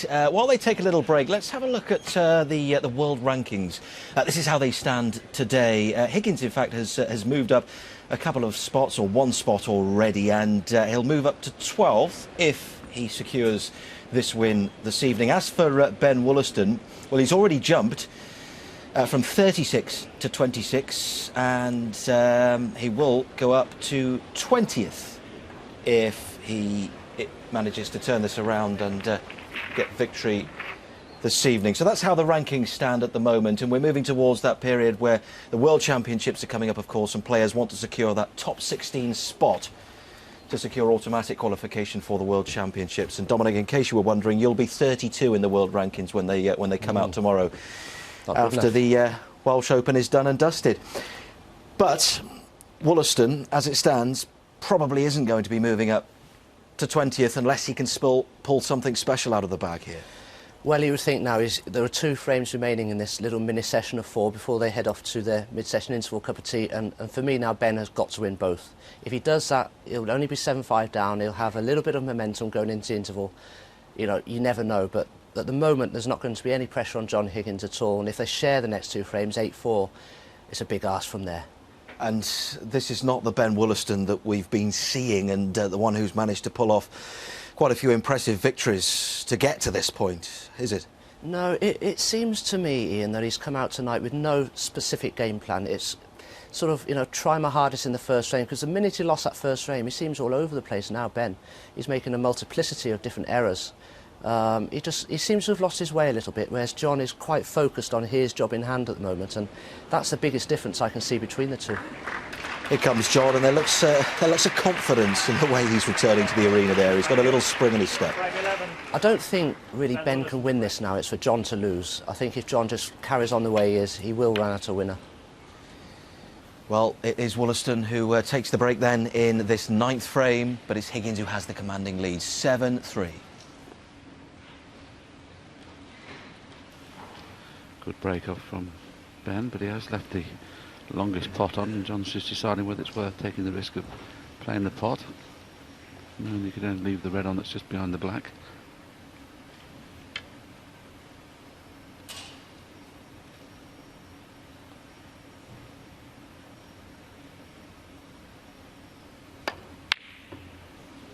And he has left the red on that's just behind the black. I was just going to say, is this coming to cover the pocket, but it's gone a little bit too hard. Well, Ben, this is a good chance now. There's 40 points staring you in the face if you can just knock this first red in. This will tell us a lot about how Ben's feeling, because this is not straightforward. Well played. Play the cannon now. Pacey. Make sure you move a few reds into play. You're bound to be on this red that's over the pocket. Just hope he doesn't play it negative. I hope he plays it with a little bit of pace, just to bring a couple of more reds into play. Mind you, just not working for him, is it? Just not happening, but he screwed into the pack, and he should have stunned into the pack. If he stuns into the pack, the cue ball can't come off like that.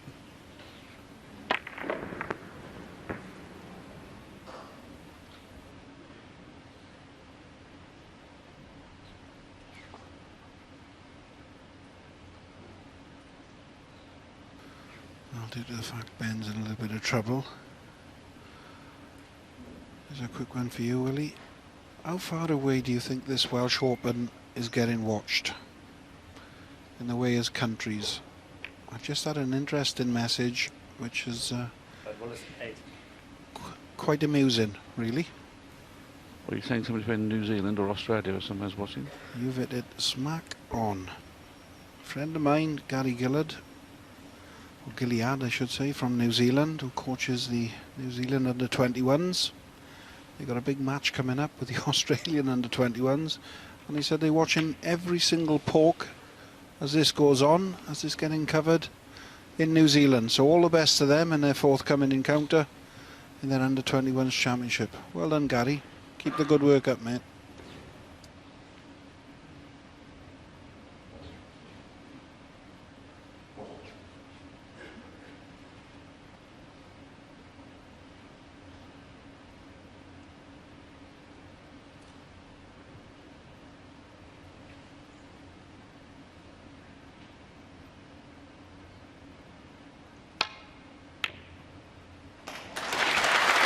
Very good pot, but nothing is going right for Ben at the minute. If it misses the kiss on the blue, he's nicely on the black. If he gets a half ball kiss on the blue, he's on the blue. The only kiss that's no good is the one he got. Now, I just wonder whether he's going to get a little bit frustrated and take the green on. If he could cue it nicely, I wouldn't blame him.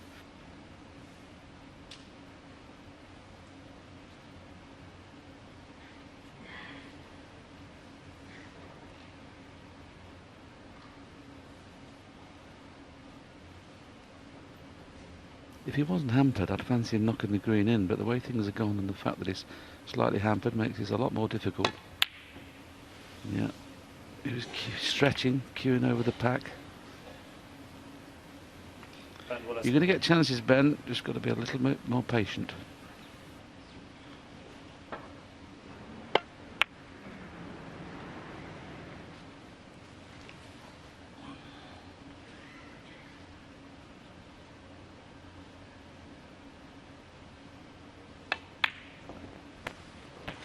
One. Yes, I've started something now. I've just had a text of someone in Merthyr saying they're watching it there. So I'll scrap the plugs in future, I think.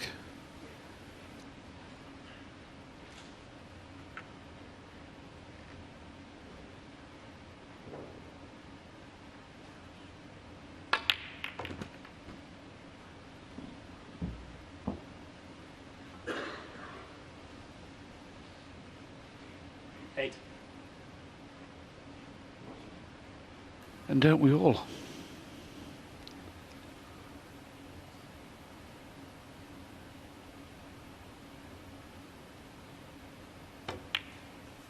Good recovery that. A little bit unlucky at his last visit. He's touching ball.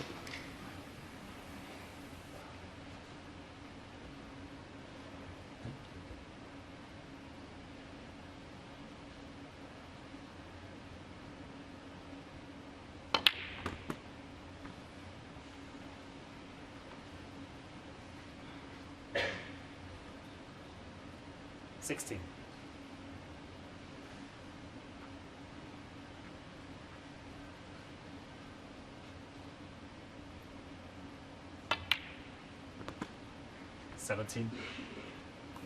Getting rid of the green, because of course that would be in his way for some reds into the same pocket, so bringing that pocket clear.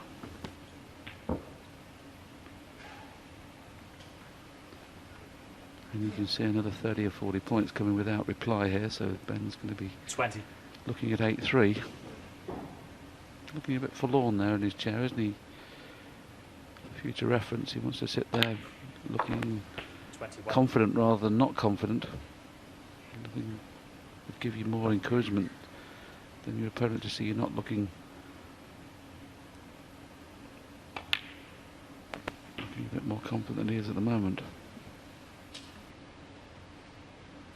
Yes, and I know what Ben is feeling through personal experience. A long time ago now, 92. I was in that chair, sitting where he is, playing Stephen Hendry. He went on to beat me 9-3. It's not a great place when you don't feel like you're competing in the match. It's just getting away from you.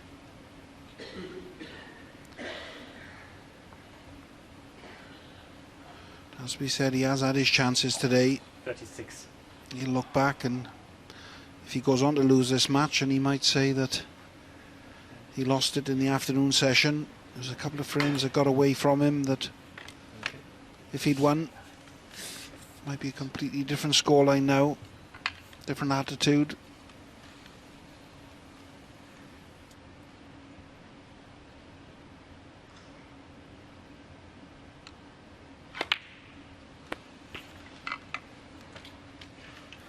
decided to play the little cannon on the left of the 3 reds that are above the pink.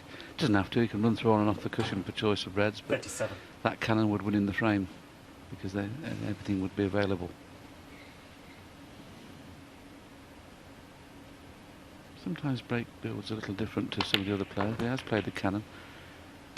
Of course now that would free the pink in a few moments time, and the 2 reds either side of the pink now are available as well.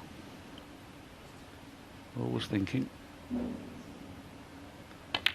Trying to make every post the winning one now. 45.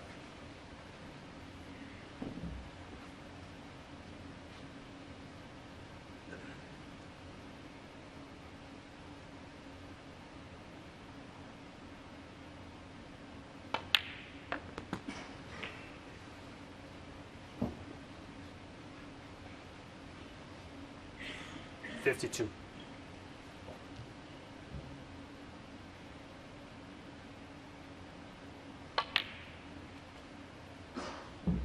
$53. So the lead 44, this would be 51, so 1 more red after this next one, and he's going 8-3. So red colour, red needed. 60.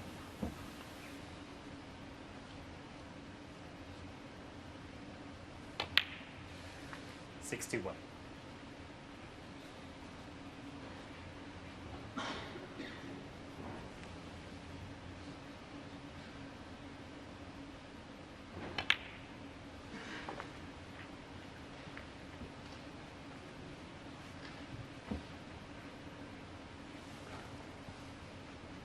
$67.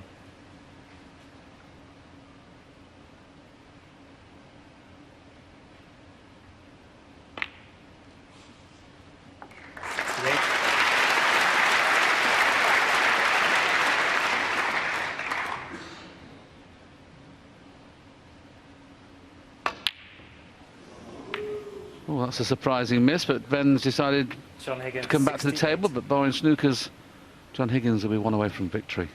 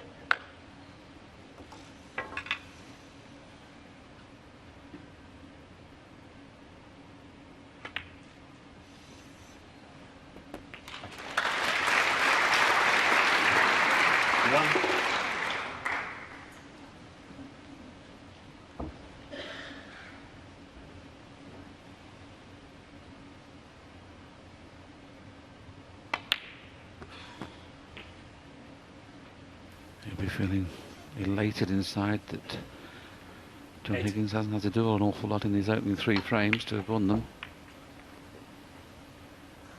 9.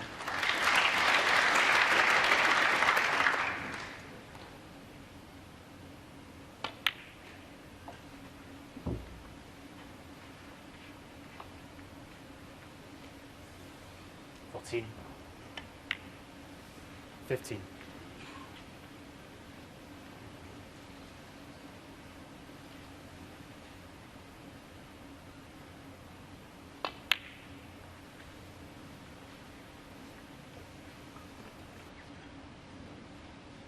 $18.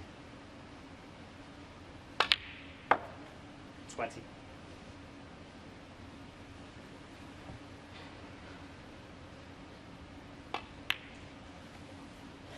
John Higgins 20. Well, largely due to that 68, John Higgins is just one away from victory now. He leads 8 frames to 3. And we talked about things earlier on in the frame, Darren, that when you're really struggling and trying to push the boat out, I suggested in commentary, when we see the chance that Ben had early on in the frame where he's perfect on the black. If he stuns up into the black, he can't lose the white, but because he's screwed into it, he's lost the cue ball.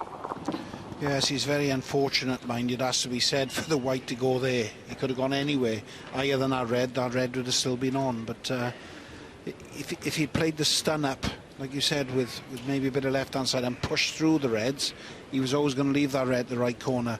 But playing with the bottom, just got the wrong connection and landed in no man's land. But it's a long way back now, you know. I'm hoping he can win a couple of frames to make it look respectable, and at least he won't go away with nightmares of his first major final. Yeah, I agree. He doesn't deserve to get beaten convincingly, but he's sitting in the chair mumbling to himself at the minute, and I suppose he's trying to give himself a little kick up the backside, really, to try and make sure he wins that couple of frames you were talking about.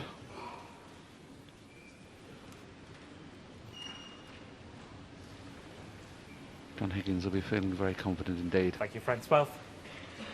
John Higgins to break.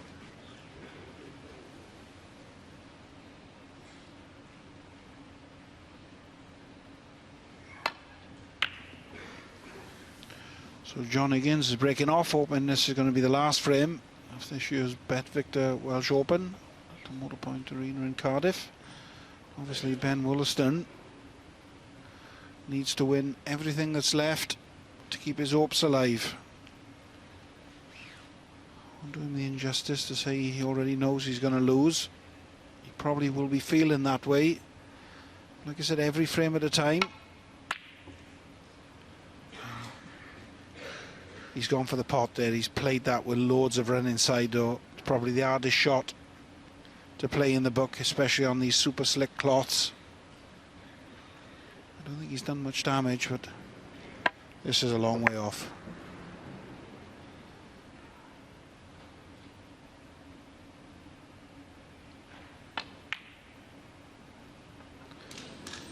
I just hope when he comes off the table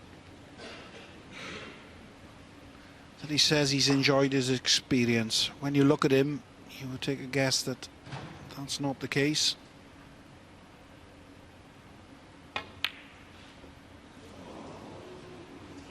It's just what happens when things are not going your way. John Higgins can get through to this red.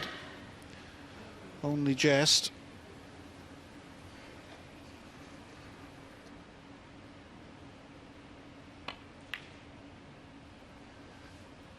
One.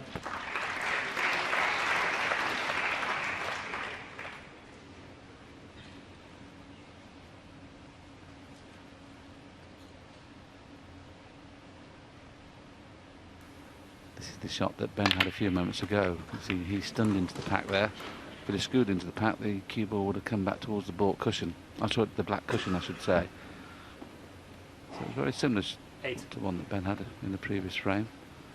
See, if you stun into them, the cue ball only goes forwards. But luckily for Ben this time, he hasn't got onto a red. But he's going to be snookered behind the pink, probably. The only thing is, if he just played a snooker behind the pink, he may kiss the brown with the red, so that may change his mind.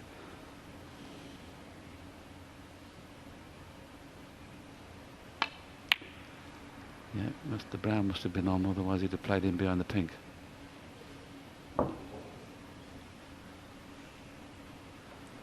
John Higgins. Everything is going John Higgins' way. He'll have to play top cushion here and try and pot it. With the pink being where it is, it's plenty of advantage playing this. If he plays it 2 cushions, and it'd be nicely on pink or baulk colour. I don't expect Ben to miss this.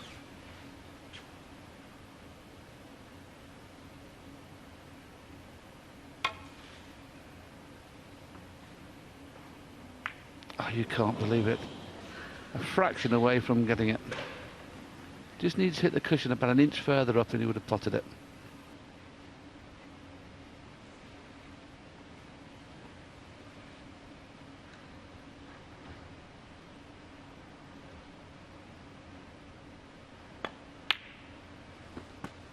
One. He stroked that one in very confidently. There are a couple of reds to go. He's got the one to the right, goes to the left corner, the one just above the pack.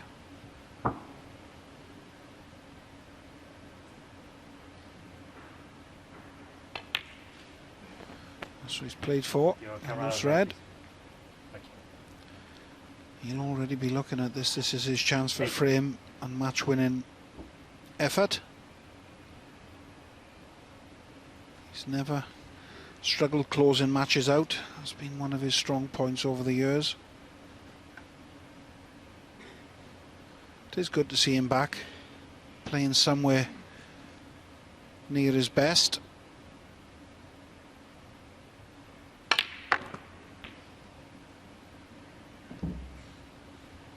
Nine.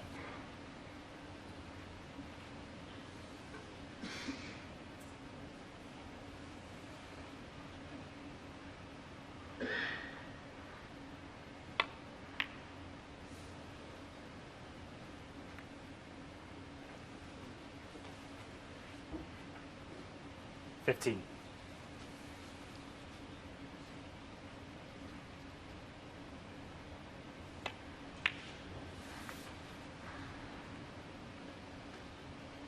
16.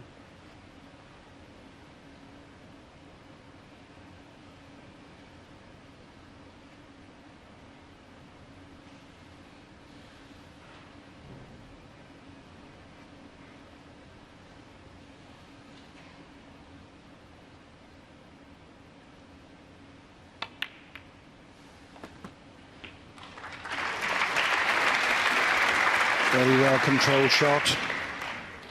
23.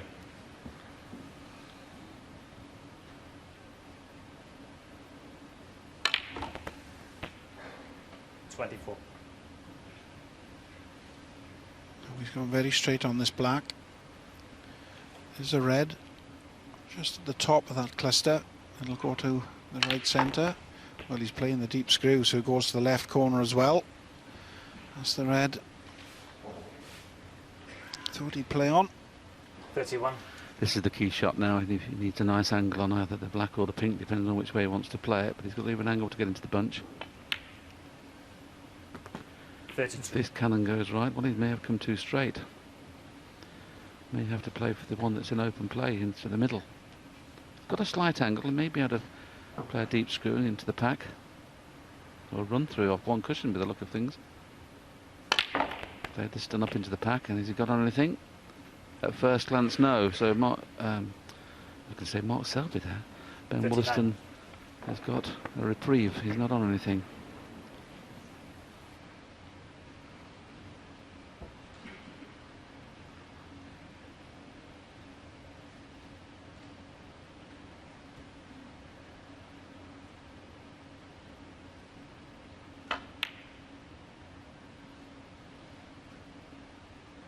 John Higgins, 39. So a nice 39, a 47-point lead. Ben has got his back right against the wall now.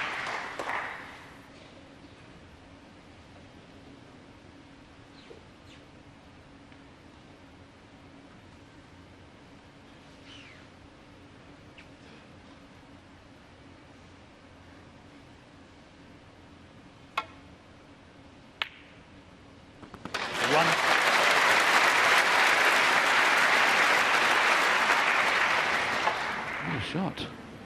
Had to finish low on this black to make it available.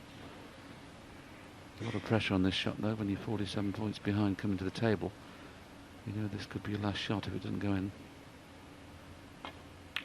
It's there. Well played. Deserves to be a red, surely.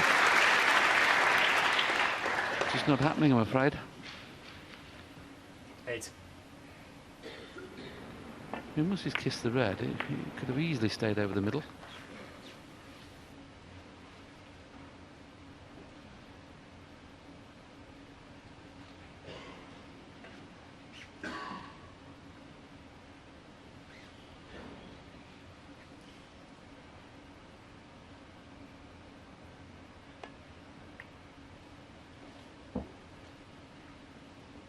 Ben Woollaston 8.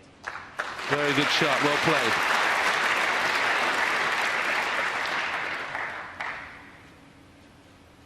It's hard to keep battling when everything you seem to do is going wrong, but that was an excellent safety. Just an edge sticking out for John Higgins. This could go wrong.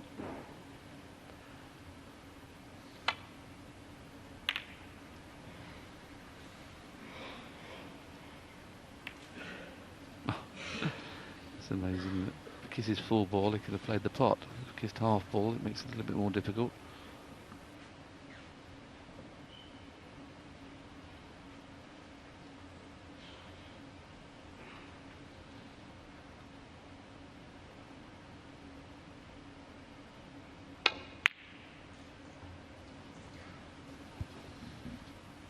Yes, that's been the story of his night, Ben Woollaston. Every time he's been given a chance, it's been an half chance. It's not been easy, awkward queuing.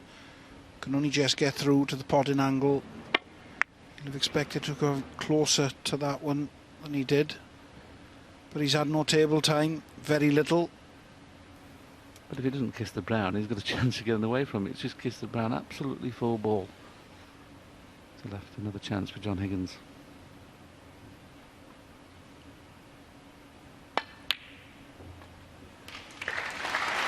Wobbled. That's what's took the place out of the cue ball, hence he's not on the pink perfectly.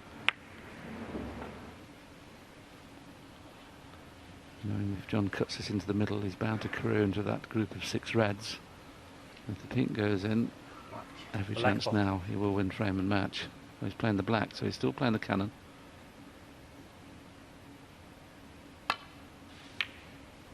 Now, how's his look?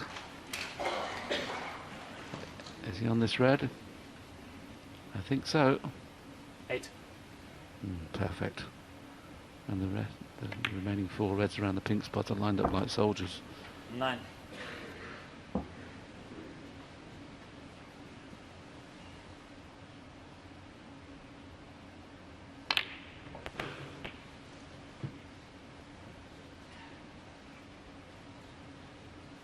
$16.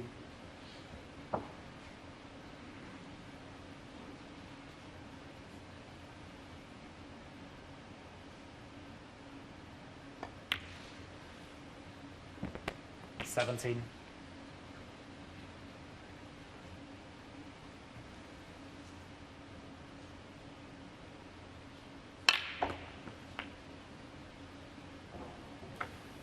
'Frame and match over now, so John Higgins can enjoy 24. this last little clearance. He started with 39, he's on 24 and counting. He'll be absolutely buzzing inside now. It hasn't been vintage Higgins in this final, but he's done what he had to do. Ben Woollaston, what a fabulous tournament he's had. He's beat some great players, Mark Williams, Mark Allen, Ali Carter. But it was one bridge too far this time. 32. But he'll 33. improve a lot from this, getting to his first major final. He'll be better for it. If it happens again, he'll know what to expect. 40.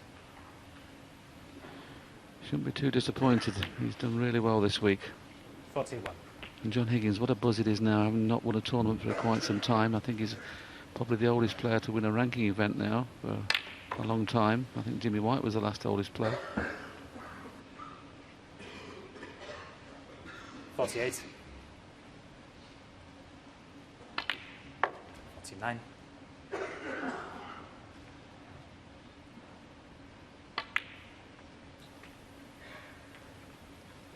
'It's a buzz when you're in this position, when you know you've won, you know you're going to take the trophy home. His wife's up in the audience somewhere, she'll be absolutely delighted. 56.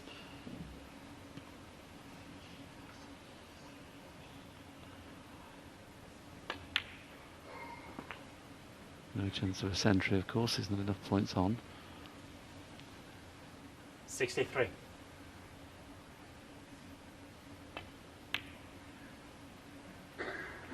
65.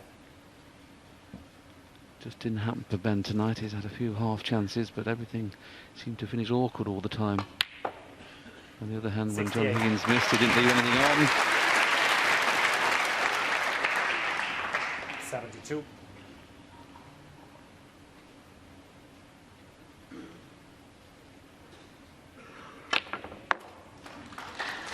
The pressure's off, everything becomes easy. 77.